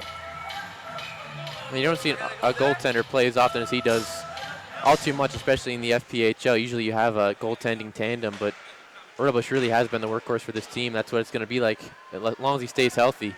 Rodebush, another quality player from Ohio, have a decent amount of international players on the team as well. That one goes wide left from Brody Duncan, but he, along with Brody Duncan from Toledo, Ohio, although Rodebush did play over in Sweden on the Viking HC team, that Division II Sweden team we keep talking about. They have a lot of success over there, and Rodebush will scoop that one up at 16:40 remaining.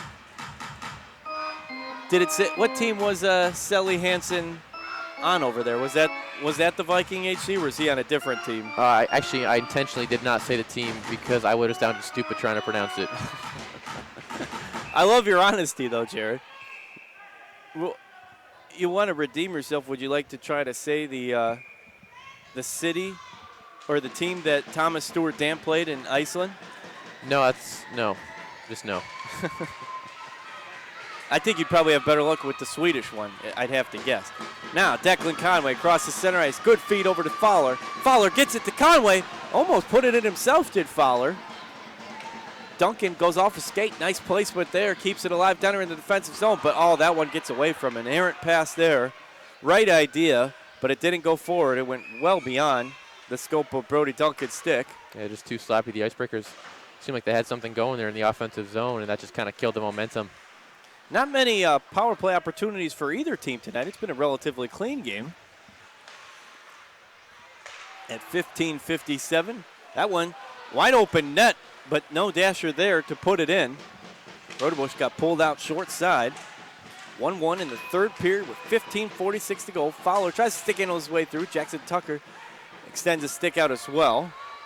Now Henry Berger will cycle it back to Diaz. It's interesting to see how the Icebreakers work in all of these talented defensemen. Berger had been playing quite a bit with Pashtuka still out. Now Pashtuka worked into the rotation. Got the start tonight alongside Brody Duncan. Although Berger had a pretty good series against Port Huron, although not many goals were scored, he had some strong efforts at the offensive end for Menor. Brawson, nice quick pass left side, gets it to Turner. Turner winds up and sends that one into the rafters into Souvenir City. Want to thank our off-ice officials, Fred Heyer, Scott Tennant, Greg Butala, Greg Kopp, Ryan McDonald, Russ Sarala, Joe Knight, Brandon Cottis, Taylor Ruyer on game day operations, Frank Schmidt, operations intern, Larry Rumble and Al Moon on the sound crew, Lawrence Rumble on the camera tonight, Jared Tennant alongside me on color commentary and communications manager. We'll also have all the great recaps on the Icebreakers social media by the end of the weekend. Now looking to turn it is Blake Nada. It's been a pretty solid defensive game for both teams. Neither team's been able to get a big flurry of action. A whistle on the ice there will go against the Dashers. And coming into this 3-game series, it's spanned from New Year's Eve up until tonight's game. That was one of the stories with these two of the best defensive teams in the FPHL, giving up both teams almost an average of exactly 3 goals a night. And if you're Menor, you'd like to pick up some momentum because they have a hard trip down to Carolina. Will be happy to be home after they've been playing all these games away in a neutral site in Bloomington. Cool thing, but they'll be back at the Winston-Salem Fairgrounds Annex in front of their very energetic fan base. And a 2-game series on the road against Carolina is a tough one. So with this Eastern Division continuing to tighten up and Delaware not out of the race as well, Menor would like to pick up a pair of wins here to end the weekend and start the new year. 14:25 remaining. Seth Ensor with a short pass to Brawson. Brawson will be content to dump that one down. It'll be icing against the Dashers. It's 4-4-0 night. Great special on hand for adult tickets for $40. And told you about the upcoming promotions as well. Bring your group here. American Medical Life Insurance here today in the Founders Room. We'll have a face-off left defensive circle in front of Gordachuk. Both goalies turning in a good performance tonight. Both teams in third place in their divisions. Right now, that would mean Danville would play Port Huron in the playoffs and Menor would play Watertown. That's if the season ended today. Of course, not ending for quite some time until the end of March, early April. Now, flipping it forward, Murray will dump that one to Turner, who sends that one hard off the glass. Under 14 minutes to play here for Menor Ice Arena. A scoreless second period, and so far a scoreless half of the third period. Flip that one forward, past the stick of Henry Berger. Rodebush will tip it back out to him. Henry Berger, the righty defenseman of Claremont, California, played D3 hockey for Northland College. Mitch Atkins trying to free the puck here up against the near boards, but too many guys in double blue to push it forward. Bukal, good to see him back on the ice after he took the hard hit. We'll flip that one up to Fred Hine, who takes the board from Joe Keenan. Make sure you tune in to the Thunderbirds stream next weekend when we're away, and then join us back on Friday, January 17th, when these Dashers come to town 2 more times. And that'll be the last 2 meetings with the Dashers, and the only time they would play again the rest of the season if the 2 teams met in the Commissioner's Cup Finals. Icebreakers argued that Ensor played that one with a high stick, and it could have been bad there as the Dashers get a good look in front of the net. Murray winds up. That one goes off the skate of Henry Berger. Berger will slap that one forward, cross center ice. Takes a Danville bounce, though. And Fred Hine, nice pass right to left to get to his man Murray before boarding. From the circle, winds up, and that one will go off the back glass. Good play by Fred Hine, though, to set up that scoring opportunity. That one goes off the back glass. Danville with the 35-16 scoring lead. And Rodebush with the save there. In overtime, Watertown and Columbus now tied at 4. In second period, Getting that score update in the arena, looks like that Watertown-Columbus game did end up going to overtime. Is that at Watertown or is that at Columbus? That one's down in Columbus, so might want to tune into that one if you pull up a second screen on your internet browser. Maybe a third screen if Battle Creek and Elmira are still scoreless. We got a breakaway opportunity for Conway. Conway tries to tap it in, and nice job by the body extension there by Gordachuk. Yeah, well done there by Gordachuk. Just gets the pad out and played that one perfectly. And that one off the safety net. What's the Battle Creek score as well? Is that still 0-0? I think we're still scorers, so the Bees actually, hold on a second. That's what's updating. Elmira is up 3-1 with 3 second period goals. Elmira looking to avenge last night's loss to Battle Creek, who picked up their first win. Congrats again to them. Don't forget, 7-game flex packages available, giving you 7 ticket vouchers to use at any home game this season. For more information, call 440-290-8502. Conway was looking to have another breakaway, but cut off there by Alex Palmerville and Justin Brawson. Good veteran move there. Brawson from not Canada, but Little Canada, Minnesota. Minnesota so close there to our Arctic border. And now Yuri Peshtuka will chip that one forward across the blue line into the Dashers' defensive zone. So overtime hockey tonight between Watertown and Columbus at early 6:05 start. Saturday night, 6:05, that used to be pro wrestling time. 11:31, and the icing call will come against Menor. So if you're Coach Ian Duncan right now, what is the mentality here? Is the game, both teams, bending, not breaking, and no real great looks other than Conway's chance down here at the other end. Like you said, pregame, he's got to commit to playing good team defense and playing together as a team and communicating. That's really the biggest thing against this Dashers team. They're gonna play well defensively, so you have to kind of do the same, make it a battle. Yeah, sloppiness becomes exponentially greater when in a 1-1 game as time going out. Fred Hine got that one off the edge of his stick. Danville keeps it down here. Good pass forward by Murray. Or excuse me, Hallgood, number 68. He'll cycle that one back to Murray. Now Atkins trying to cross the blue line. Good defensive stance by Peshtuka. I've liked what I've seen with Peshtuka. He's provided some strong defensive stances as well as some agility to get down at the other end. Peshtuka, 6'1", 192 from Czech Republic. Last played with the River Dragons in FPHL, but spent most of his career with the Carolina Thunderbirds, earning a Commissioner's Cup last year. Fredine winds up off the jersey there of Rodebush. Crawford's looking to get it to his man Tucker. That line, they played together, as Jared taught us. He's got Crawford in the slot, but he's boxed out there heavily by Palmerville. At Trine University. Glad I could teach you something today. Yeah, you're an intelligent man, Jared. Just because you're younger, you still have lots of wisdom on and off the ice. Now, I'm honored. Tim Perks trying to apply the forecheck. Danville crosses center ice. Will flip that one. I mean, other than the last offensive surge by Danville, you've seen a lot of dumping down at the other end. No real setups, as you saw in the first period. Part of that is because of the Icebreakers. That top line really has been the biggest offensive contributors tonight, and they've been on the bench for the last couple minutes or so. Credit to Nigel Slate. Somehow he snuck through 4 guys to get that shutoff, but at the other end, the Icebreakers will be called for offsides. We go to an official timeout. I want to tell you, Moses locally owned and operated, and they care about bringing local communities together and making them stronger. Without you, we wouldn't even be here, and we just happened to roll a darn good burrito. So come on by today. We've got the tortillas ready.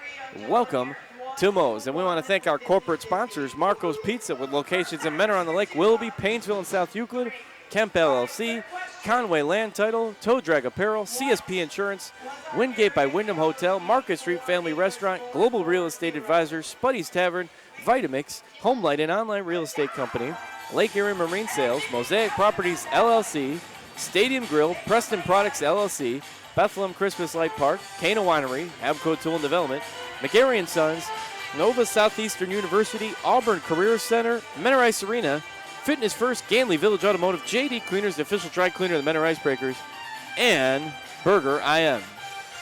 It's like Columbus just got the game winner in overtime. Anton Lenartson from the former Icebreaker Vaughn Clouston. Wow, Vaughn Clouston with the River Dragons gets the winning assist. Good for Vaughn. I believe that's his first assist as a River Dragon. And I do have to give credit to Vaughn Clouston, who gave me a very all-important hockey tip at the beginning of last season when I was announcing each change as you would normally see in basketball or soccer or football. And I was able to keep up with it, but he said, I'm going to save you a lot of energy and breath. You don't have to announce each individual line change. So thanks to Vaughn Clouston for that tip, saving me a lot of air. It's the little things, you know. Yeah. Now the Icebreakers cross it to the neutral zone. Fowler feeds his man. That's Peshtuka. No, that's Conway. Conway slides past Gorchuk, evades hitting the goalie and slides into the net. Conway's looking for the tripping call, but not sure there's enough contact there to justify it. And you don't get any points for sliding into the net. 39-18 shot on goal advantage. One of the lower shot on goal totals for the Icebreakers. Conway's still pleading his case, but wouldn't have been surprised to see the call, but it's one of those where it's kind of a toss-up, and you never know, especially in the FPHL. We'll have a face-off right defensive circle. It'll be Tessa Rero and top draw guy Nate Farrington. Official says we'll do it again. Now it will be Sam Turner. Thanks again for joining us on this Saturday evening. Hopefully you're having a good weekend and had a happy New Year's start. Icebreakers will flip that one towards their own blue line. Fowler up to Farrington. Now I say this now, we'll see what happens. Wind-up shot, Conway almost takes the words out of my mouth. Not that Danville couldn't score it, but the Icebreakers have yet to play an overtime game this year, and this is their 26th game of the season. You know, I was not going to mention it because I was hoping we could see overtime, but I think you may have just sealed the deal. Somebody's going to score in the last 9 minutes. But I didn't say who. Doesn't matter. You can't even mention it. You should know better by now. So in your analytics, because I know the Cleveland Browns are trying to do some formula instead of just looking at character, what are the odds increase now that we don't go to overtime? It doesn't matter about the odds. I just know it's going to happen now because you said that. Okay, I think it's 78.16% up increase that we don't go to overtime now, but we'll see. Maybe I reversed that, though, by talking about how it won't happen. Do they cancel each other out? You got to stop talking. You're just messing with the odds now. You can't. And the player takes a spill down here. I thought it was Pastuca being attended to, but actually Brody Duncan takes a hard hit here. Can't see that number for sure down in the corner. Takes a hard spill. Hopefully he will be okay. I didn't quite see the hit. It is Brody Duncan down. Looks to be okay. Brody Duncan, a very physical guy, takes the hard hit there, but he will walk off on his own power thanks to our great Lake Health athletic trainers. And Fanatics give him some love here as he heads to the bench. Any update on that overtime game? Yeah, that was a Columbus Watertown. Where No, but do we have a final? it was 5-4 Columbus. Oh, I missed that. 5-4 River Dragons pick up. Hey, that's good for the Icebreakers in the Eastern Division as the Wolves pick up the loss. Now they will still pick up a point for the overtime loss. That snaps a 3-game winning streak for Watertown. Yeah, they were a little bit on the slide. At one point they were, I believe, 11-1. And then they had a cold spell and turned it back up. Very talented team, a lot of veterans. Danville now looking for Hine on the breakaways. He was hanging out there center ice. 8:28 remaining in this third period of play. So a lot of good hockey tonight across the FPHL. Icebreakers are getting a penalty call in their favor. Perks stuck in the corner there. And finally the whistle on the ice at 8:10 remaining. Didn't see what it was. It's going to be an interference call on the Dashers. Must have taken place while that Tim Perks was tied up down in the corner. Yeah, he was kind of just held there. Can we? New song when sending a guy to a box. Weezer with Troublemaker. Could be Ben Buchel. So 2 minutes and we are back on the Lake Health power play for one of only a few times tonight. Thanking Lake Health for tonight's medical staff as well as training facilities for players to use all season long at the Live Healthy Fitness Center. Help keep your New Year's resolution goal going strong at the Live Healthy Fitness Center, Caddy Corner here at Menor Ice Arena. 2 minutes for interference. So interference to call Conway. The shot and the breadbasket save made by Gordichuk, and definitely the story so far here at 7:57. Remaining third period, a minute 47 on the Lake Health power play. Is the work from the goalies tonight, both Jesse Gordichuk and Austin Rodebush, with fine performances. And Gordichuk, I think, made arguably his best save of the night earlier when Declan Conway had that good look and he just got the pad out in time. A nice kick save. And Duncan's already back on the ice. Quick to get back out there. Feeds it to Pastuca. Back to Duncan. Was looking for the deflection. That actually went off of the stick of Nick Gullo, the Penfield, New York native. Now turn and shoot for Fowler. Glove down by Gordichuk, still in play. Just misses there. Now Icebreakers circling around on the Lake Cal power play in the corner. Fowler, he's got Duncan, blue line.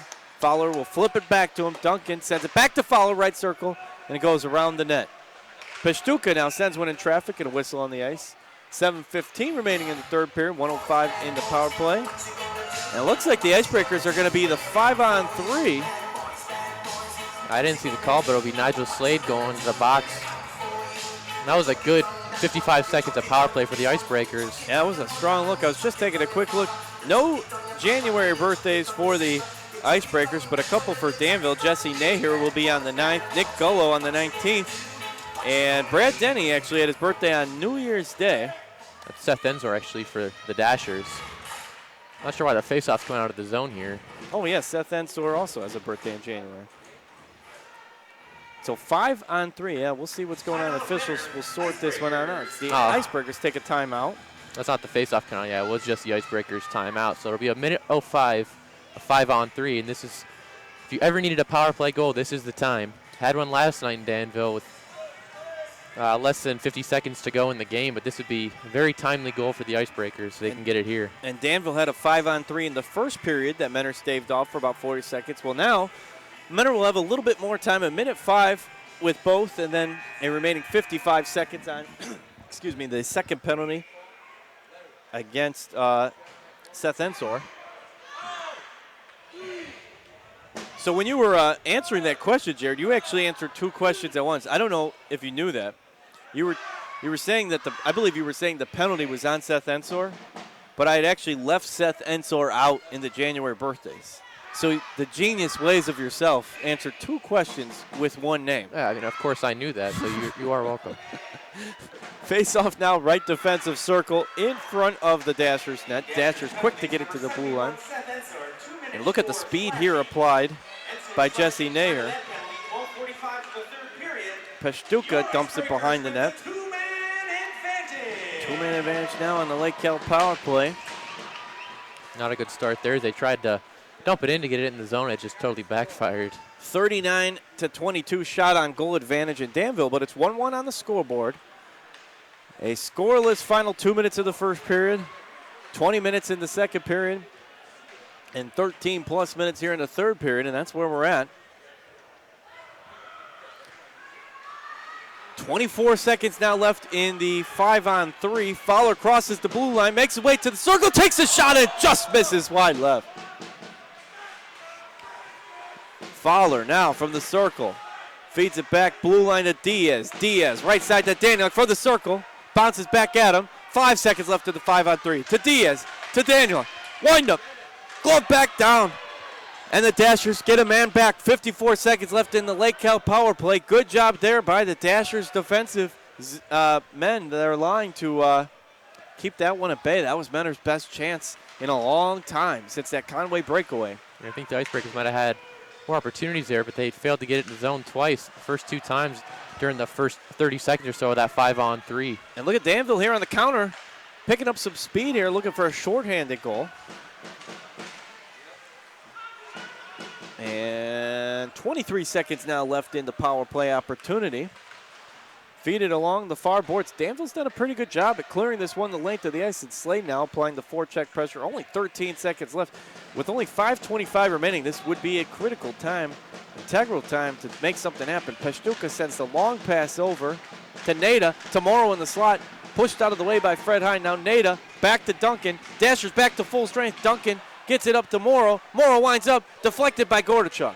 A very nice job by the Dashers penalty kill unit, especially Gordachuk there stepping up, and Dashers got some timely clears and killed them both off. Now Efimov Barakov takes a spill along with another Dasher from the hard Menor board off the back glass. Here comes Daniuk, drops it to Morrow. Morrow from the circle, off the glove, and the extension from Gordachuk accidentally took down Dmitry Daniuk in the process of the save. 4:39 remaining. Both teams at 5-on-5. Alex Palmerville gets it to Fred Hine, wide right. Now to Tesserero. Trying to make his way through the circle is Brawson. Brawson on the year with a 7-2-9 scoring line over 11 games, though, so he's averaging a point a game coming into tonight. Conway to Perks. Perks back at it. Goes behind the net to Fowler. Fowler now works at center. Jurovic, who picked up his second goal of the year last night, and the save made there. Stepan Jurovic with a 2-1-3 scoring line so far for Menor this year. Icebreakers are doing all they can to try to even up the shots on goal right now. They're out shooting Danville 10-6 in this period. Danville 0 for 3 on the power play. Menor 0 for 4 tonight. Neither team able to capitalize on the extra man or double man advantage. They've both had both. Diaz bobbles that one and flip it off the glass in front of us. Here at the Breakers broadcast booth at Menor Ice Arena. Thanks for joining us here on YouTube.com. Your home and away home for all Menor Ice Breakers games. Farrington picks that pass off from the Danville winger. Gets it back from Conway. Little out of his reach. 3:35 remaining. Farrington, hard hit there with Mitch Adkins. And again, Danville will clear it the length of the ice. I would have to say and then we'll draw the whistle against the Dashers. Third period momentum, I would have to say, is swung not heavily, but slightly in the favor of Menor. Yeah, unfortunately, they couldn't capitalize on that 5-on-3. That was a great job by the Dashers penalty kill unit, which only came into this game ranked 7th overall. in the FBHL, but an 81.8% efficiency, and they got the job done there. Face off, Tim Perks and Mitch Atkins. Danek winds up, goes off of the skate of Hallgood. Now Jackson Tucker back in for Menor. 3:14 remaining. Good game here at Menor Ice Arena. Western Division versus Eastern Division. Dashers and Icebreakers. Along the far boards there, Rodebush with a keen eye watch. As skating into the slot there was a Dasher, but Menor able to counter. Coming the other way. Tucker to Crawford. Crawford tries to get it back to Perks. Perks will send it off the back glass. Now the Dashers trying to clear it from their own defensive zone, get it up to Zelak. Flip towards and out of play. Souvenir City for a young junior icebreaker down there. 2:34 remaining, 39-27 shot on goal advantage for Danville. Austin Rodebush and Jesse Gordachuk both turning in a good performance tonight. And they've really been the story of the game, how all those two goaltenders have played. Rodebush up to 38 saves. He stopped 35 out of 37 in each of the last two games on the road in Danville, and he's turned in another pretty good performance here tonight. So his .919 save percentage will undoubtedly be increasing after this weekend. The Menor Icebreakers penalty, number 10, Blake. No, now with the delay of game on Blake Nada, I wasn't sure if they were going to call that one, if it was deflected or not, but Icebreakers spend most of the rest of this period on the power play, barring a Dasher's goal, or on the penalty kill, excuse me. Tough thing to do back on the penalty kill. So Menor 0 for 4 tonight on the power play. Danville 0 for 3. They'll get another crack at a very important time. A minute 38 of the 2:12 remaining will be spent on the man advantage for Danville, the 5-on-4 advantage. Rodebush is going to have to be on his game right now, as is that back line for Menor. Brody Duncan trying to jar that one free. His jersey covered in ice dust. Official jumps out of the way. 1:17 remaining. Oh, and if Fred Hine would have been a little closer to the top half of that circle, I think he would have had a real good shot on goal. And the breadbasket save with that obstructed view from Justin Brawson. And Brawson was looking to make it 12 points in 12 games now that he's back. But you got to give Austin Rodebush a lot of credit on that one. You couldn't quite see the shot on goal.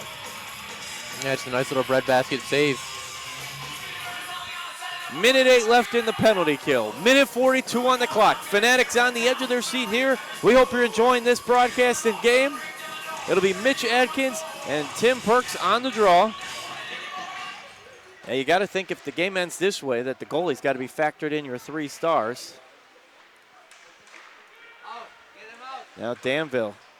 Fred Hine, 57 seconds left. Top half of the circle works it back to Brawson. Now to Nair. Hine in the corner to the slot. Oh, and that was a good look for Danville. Rebound goes wide right. Oh, wow, and that was a very close call for the Dashers. They had a man flanking both corner posts there. There's an icebreaker down in the zone, which could spell trouble if they can't touch up here. That's Dimitri Daniel. Hope he's okay. He is barely crawling across the ice. Hopefully we'll be fine. It's been a very clean game overall. However, whether intentional, well, I think unintentional hits that have been taken have been, I don't know if they've led to injuries, but have definitely put a hurting on both teams. I think things were a little bit more chippy on those road games in Danville, but they seem to have settled down. We've seen a pretty good hockey game here tonight. So again, credit to our Lake Health athletic trainers and medical staff. Minute 5 left, 31 seconds in the penalty kill. And 41-27 shot on goal for Danville. Wow, 1-1. You couldn't ask for a better defensive game so far. No goals since the end of the first period. And oh my, Alex Morrow almost got the long loose rebound away from Gordachuk. And that one could have been the one that made him pay, but Gordachuk deflects it back out. Wow, 10 seconds left in the penalty kill. Alex Morrow almost got served a Christmas present a week late. Ensor, stick handles past man. Icebreakers back to full strength. 33 seconds left in regulation. Danville looking to score quick. They crowd the men in the slot. Men are crowding men behind the net. Ensor centers it. Blue line winds up deflection. Oh, Danville again had a man flanking right. A loose stick on the ice behind the net. 15 seconds left. 12 seconds left. Men are trying to clear it out of their defensive zone. Berger will flip it across center ice. 6 seconds left. 4 seconds left. And a whistle on the ice against icing, but Menor got it out of dodge there. That was very close. The Dashers have come dangerously close to scoring here in the waning seconds of this 3-game series. And here at Menor Ice Arena, the final one.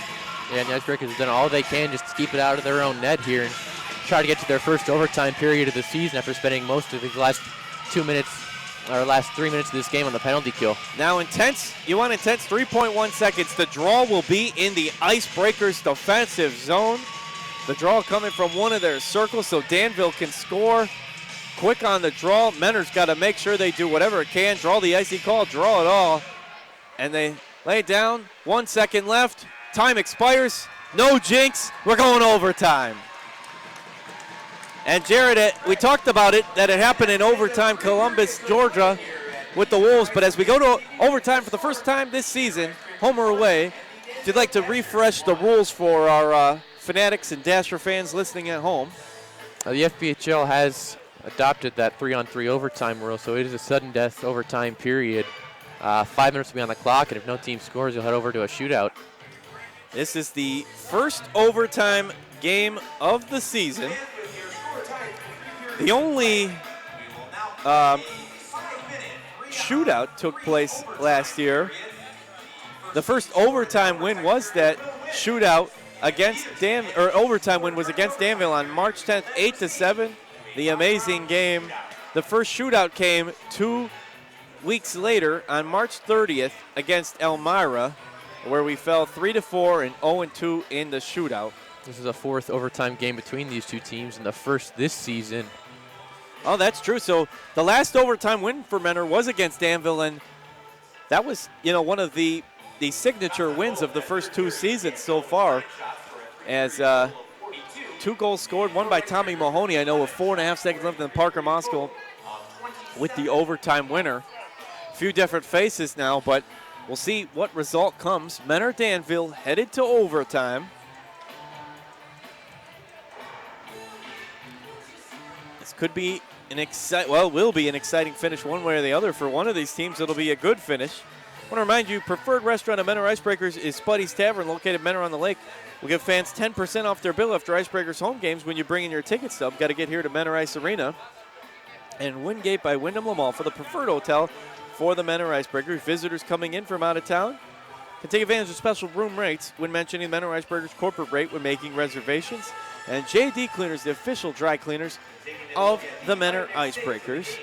Once again, want to thank our off-ice officials, Scott Tennant, Fred Heyer, Greg Butala, Greg Kopp, Ryan McDonald, Russ Arella, Joe Knight, and Brandon Cottis.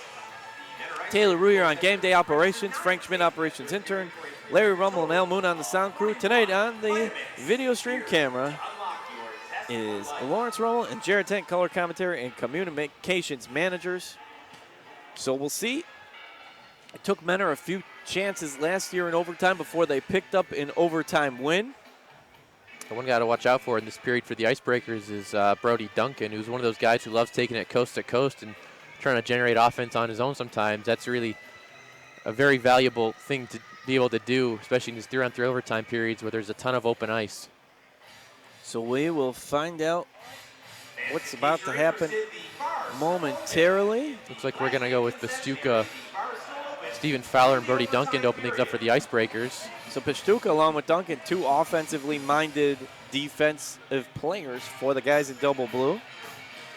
Coach Duncan's squad looking for a second win. Last season, the Icebreakers, actually their first overtime game wasn't until the first Saturday in January. It was actually January 5th at First Arena. This year, it's also the first Saturday in January, but it comes on the 4th at home. Wow, that's uncanny, Jared. For some reason, we don't like playing overtime games in the first half of the season. The first overtime win came against these Dashers. The shootout was against Elmira, but lost. So Icebreakers have never earned a shootout win. So 4:48 in overtime, 5-minute period, as Jared alluded to, in 4-on-4 hockey. Just keeping possession in these overtime periods is so crucial. Every turnover feels like it's like you're in the NFL and you throw an interception. It's so hard to get the puck back. Backhand pass by Peshtuka, but now Fred Hine works it right to left. The spacing's all different, just the one man. And stolen there by Peshtuka. Peshtuka works it quick to Duncan, crosses the blue line, 4:24 remaining. Not a fouler, right circle, nobody there though. And there was 2 Dashers there, actually. A good defensive play there by Hine to knock the puck away from Fowler. Yeah, you have to play as much defense and offense. If you think only offense, you could get caught burned at the other end. I believe that's what happened in the Elmira overtime game last year. 4 minutes remaining, 42-27 shot on goal advantage. Atkins crosses circle, sends that pass a little wide, and Stephen Fowler will recover the puck. Now Fowler to Conway, the Painesville, Ohio native. A lot of cycling back, a lot of having to cover positions. Mitch Atkins trying to work his way through. He would have probably played in both those first overtime games and shootout games. Now Farrington, he's got Conway. 2-on-1, wind up, deflected. Good save by Gordichuk, knocking it back out. That time Hine just played it well and trusted his goaltender to make the save, cut off the pass to Conway and gave Atkins Farrington at the other end. Sorry to cut you off there, Jared, but Atkins was looking for an open look, and Rodebush helped out, although kind of taken down by his teammate, Yuri Peshtuka, but Peshtuka laying his body on the line to provide a little extra cushion there. I can't be mad at you. I talked too long there. No, you're good, but you can't talk too long in overtime. It's so quick back and forth. Mitch Atkins said otherwise. I said you were fine, but Mitch Atkins said you gotta go a little quicker for the taking. This is new for us. This is only first overtime of the year, and this is our 26th game of the season. And a whistle on the ice. Now, think of this. If you get on the penalty kill, 4-on-3, not a good time to have that would be overtime. And all that open space. Even the Icebreakers power play, which has struggled recently, would look really good with all that space. 3:14 remaining in regulation. First overtime game of the year for Menor. No stranger to overtime games, as Jared said, with the Dashers. All last year, of course. Duncan winds up. That one goes off the skate wide of Gordichuk. And these goalies have had to be rock solid tonight, really being tested in a 1-1 game. And I've been impressed with both of them. Duncan keeps it alive down there, but a little miscommunication there. It was offsides. It's very borderline, but that could have been a 2-on-1 break if Duncan had been able to keep it into the zone. Porks now crosses the blue line. Oxford, Michigan native, dumps it behind the net. 2:34 remaining. A great defensive game, akin of a 1-1 game in baseball. This is fun, you know. So the offensive games are fun. We've had our fair share of those, but kind of like a good defensive slugfest. Clean play, too, by both teams. Slade now trying to get to his cutting man, Fred Hine, who's a dangerous man here in overtime anytime. Conway skating right. He wants the puck.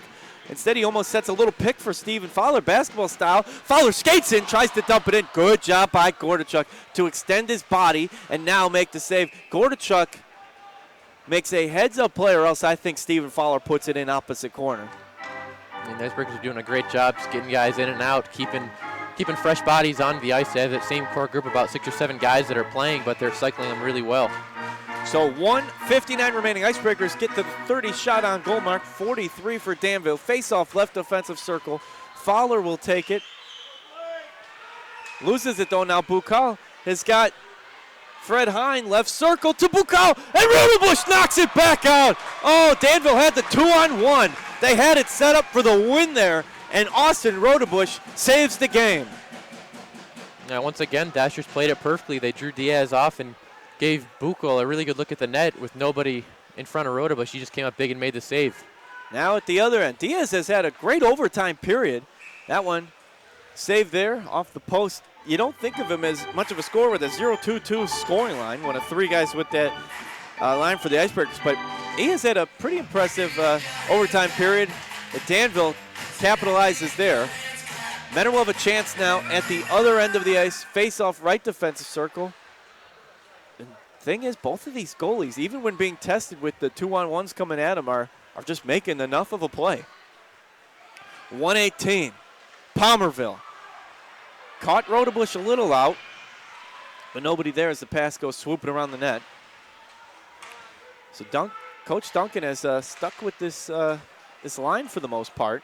A few changes in and out as Moore comes in for Farrington now. 1 minute. Atkins winds up off the crossbar. Oh, Atkins with the centered shot almost win bar down. 51 seconds remaining. Not sure Morrow. I've heard a louder bang off the crossbar. Pastuca works it to himself in the slot. Gordachuk's pulled out, nobody home. Burner winds up off of the pad. Wow. Intense action here on both ends of the ice. Mitch Atkins with the hardest shot of the year. Just off the crossbar. Almost perfectly played. 25 seconds left. 44-32 shot and goal advantage. Menor avoiding the forecheck. I almost think at this point Menor taking a defensive stance as Danville is starting to turn it on a bit.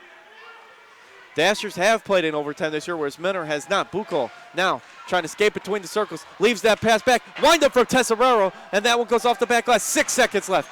If I was Menor, I would dump this one the length of the ice. Perks is trying to stick handle his way through.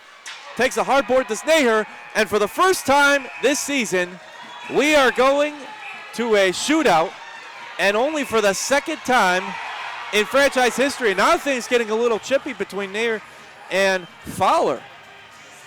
This is the first time ever, actually, the Icebreakers are in a shootout. They didn't get any last year. All their overtime periods were decided. I thought the Elmira one on March 30th.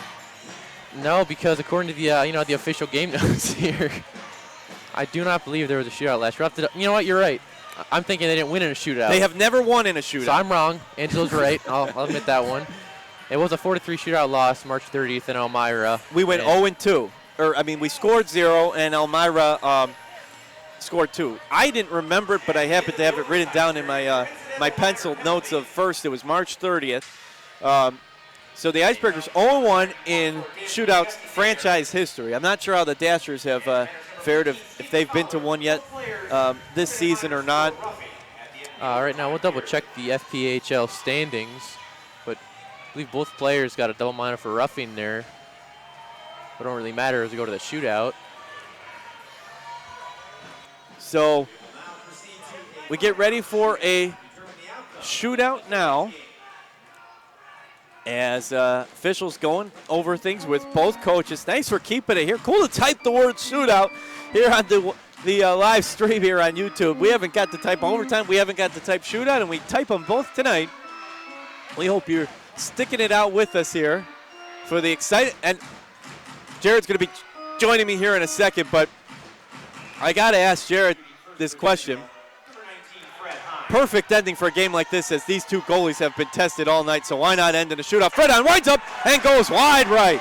You have to say, do you agree with that, Jared? I mean, a game like this, 1-1 since 2 minutes left of the first period, 2:06 to be exact. What better way to end in a shootout? Yeah, exactly, especially you see both these goaltenders show off and see what they can do against the top offensive players for both teams. Now Conway looking for another one. Takes his approach in. He's got Gordachuk pulled out, looks corner. Oh, and a good skate save made there by Gordachuk. Now you have to beg my ignorance here. I've only seen one shootout as a hockey announcer. If you score a goal in a shootout, does that count towards your regular goal total? It does not count for the player, but for the team you get one goal added on, I believe. Now, Justin Brawson skating in between the circles, tries to juke out his man, and it's blocked by Rodebush. The saves count. Rodebush racking him up, 44. So Danville 0 for 2, Menor 0 for 1 in this slugfest. One thing I didn't realize was that because Fowler got that penalty at the end, he can't take a shot in this penalty shootout. Oh. And he's one of their best guys who would really fit this role well. How about Pastuca looking for his first time to go net? Jukes out his man, but got caught short side by Gordachuk. They are going 1 for 1 and outdoing each other. If you are a fan of old school hockey and great goaltending, Gordachuk and Rodebush have been putting on a clinic. Both teams 0 for 2. What a crowd. What a showing for this Fanatics crowd here. Who's it going to be? It's going to be AJ Tesserero. Crosses blue line, makes his way up, tries to juke out his man, and he puts that one in. He did a fake juke and then took it into the right corner. AJ Tesserero puts it in and gives Danville the 1-0 lead in the shootout, but Menor has not had an even attempt. Who will be taking this one? It'll be Timmy Perks.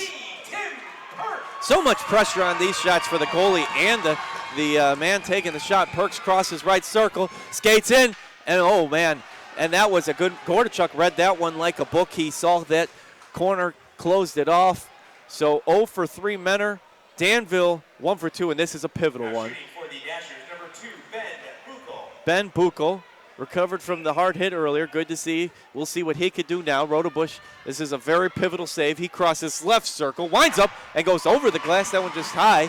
So now Danville 1 for 4. Am I correct? And men are 0 for 3? Yeah, and actually I had thought that these shootouts were 3 rounds, but they do use a 5-round format, so Icebreakers will have 2 more chances, barring a goal next round if Conway can't convert here. Now, I didn't know you could take 2, because is this Conway's second attempt? You can. I believe after the first 3 shots, you can have guys take a shot. We're learning a lot here. Conway crosses between the circle, jukes on his man, and closed out again by Gordachuk. Man, Gordachuk is a wall back there.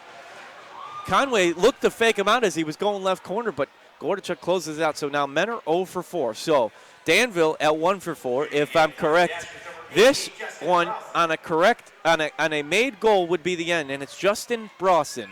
Yeah, Browson has a chance to end it here. Brawson takes it center ice, crosses blue line, makes his way right circle, winds up, and off the back glass. Drama as we will go down to the last shot. And it's going to be the top draw guy, Nate Farrington, the righty, 5'11", 195 out of East Freetown, Massachusetts. If he makes it, we keep playing hockey. If not, the Dashers win. Farrington crosses blue line, makes his way between the circle, wind up, and knocked out, deflected by Jesse Gordachuk. A good effort by the Icebreakers, but Jesse Gordachuk with a tremendous performance in goal as he rattles off 34 saves. Jared, it's a tough one to stomach, but if you are a fan of goaltending and strong defensive hockey, good clean hockey, but tough play, you had to have loved this game as the Fanatics cheer on the Icebreakers during their stick salute. Yeah, I mean, you got to be impressed with the Icebreakers' effort, and especially how both goaltenders played tonight. But honestly, was not too impressed with the Icebreakers' shootout attempts there. Would have loved to have Fowler get a couple of attempts, but unfortunately, those minor penalties for roughing to him as well as Seth Enzor kind of took him out of the shootout and put Menor at a little bit of a disadvantage having their best breakaway guy in the box. Almost exhausting, that game. I mean, so much pressure. I don't know, would you put... I almost think at that point the goalies in this particular game were mentally strong enough, they were prepared for it as they had been hit with these flurries of shots. But I almost saw a bit of tentativeness from both teams' offensive shots there on goal. Maybe a little bit. These two goalies, they're two of the top goalies, and I think heading into this matchup, we knew that we could get a defensive battle like this, and it really lived up to the billing. Gordachuk obviously had the upper hand in that shootout as Tesserero snuck that one past Rotobush with a beautiful move. But overall, Austin Rotobush made 43 saves. Gordachuk made 31 in regulation, and just a really good battle, a really good game if you're just a hockey fan tuning in. We said Rotobush's best home effort might have been the 0-2 loss to Port Huron last weekend, but I almost think that in this shootout loss he had his best home shot because he really didn't, not much going on at the other offensive end. He knew he couldn't give up another goal, and he doesn't until the shootout. What was the Dasher that had the shootout goal? That was A.J. Tesserero, and it took that. I mean, that was a heck of a move. That was not a move that a lot of guys in the FBHL can make, but Tesserero did it there, and really it was just a great attempt in the shootout. That's what it would have taken to beat Rotobush when he was locked in like he was throughout the night. It was almost a triple juke by A.J. Tesserero, the native from Boulder, Colorado, righty, 6 foot, 195. That was the difference maker tonight. Hats off to the Dashers on a hard-earned, well-earned win. The Icebreakers will now fall to 13-13, back at 500. 13-12, 0-1 that is. 13-12, 0-1. You're correct. We're so used to not having overtimes. It's always a part of it could be a part of the plan. So they will pick up a point tonight, as Watertown also picks up a point in overtime loss. Interesting that both teams had that happen. And Elmira, I think, is going to most likely hang on to beat Battle Creek, so they'll gain a couple of points on the Icebreakers tonight for that third seed in the Eastern Division. How about a look at the Delaware Thunder score, the other team in the East? All right, now they're tied with Port Huron 1-1. Of course, they had that big lead last night before Port Huron came charging back to win 8-5. But Prowlers are tough. That game's in the third period, it looks like. Another game where it was 1-1 at the end of the first, no score in the second, and no score so far in the third. So the final here has a doozy as the Danville Dashers pick up the shootout goal and win 2-1 over the Menor Icebreakers. We'll be away. Listen to the Thunderbird stream with Drew Blevins next weekend. And we'll be back on January 17th. And guess who's coming to town 2 more times but these Danville Dashers for 2 more on Friday, Saturday, Educators Night and First Responders Night before the Rumblebees come on Martin Luther King Day for Kids Club Night. But this was a fun one, Jared. It's tough to say fun in a loss, but I would say coming down to the last shot of a shootout is pretty fun. I mean, if you're an Icebreakers fan, you can't feel too bad about that. They were outplayed for the first period and a half, but they started to turn it on and had a couple of good power plays, although they couldn't get one past Gordichuk. But really, when Gordichuk is locked in like that, he's tough to beat. Same thing applies to Rodebush as well, and that's why we saw this game go all the way to a shootout tonight. And that was the longest shootout, as first one to go, all 5 shooters. Second appearance. Menor doesn't pick up the win tonight. They will pick up a point. Make sure you join us back when we return on January 17th and the Dashers come back to town. Thanks for listening tonight on this Saturday night. Have a good rest of your weekend. And until next time, we'll see you all later.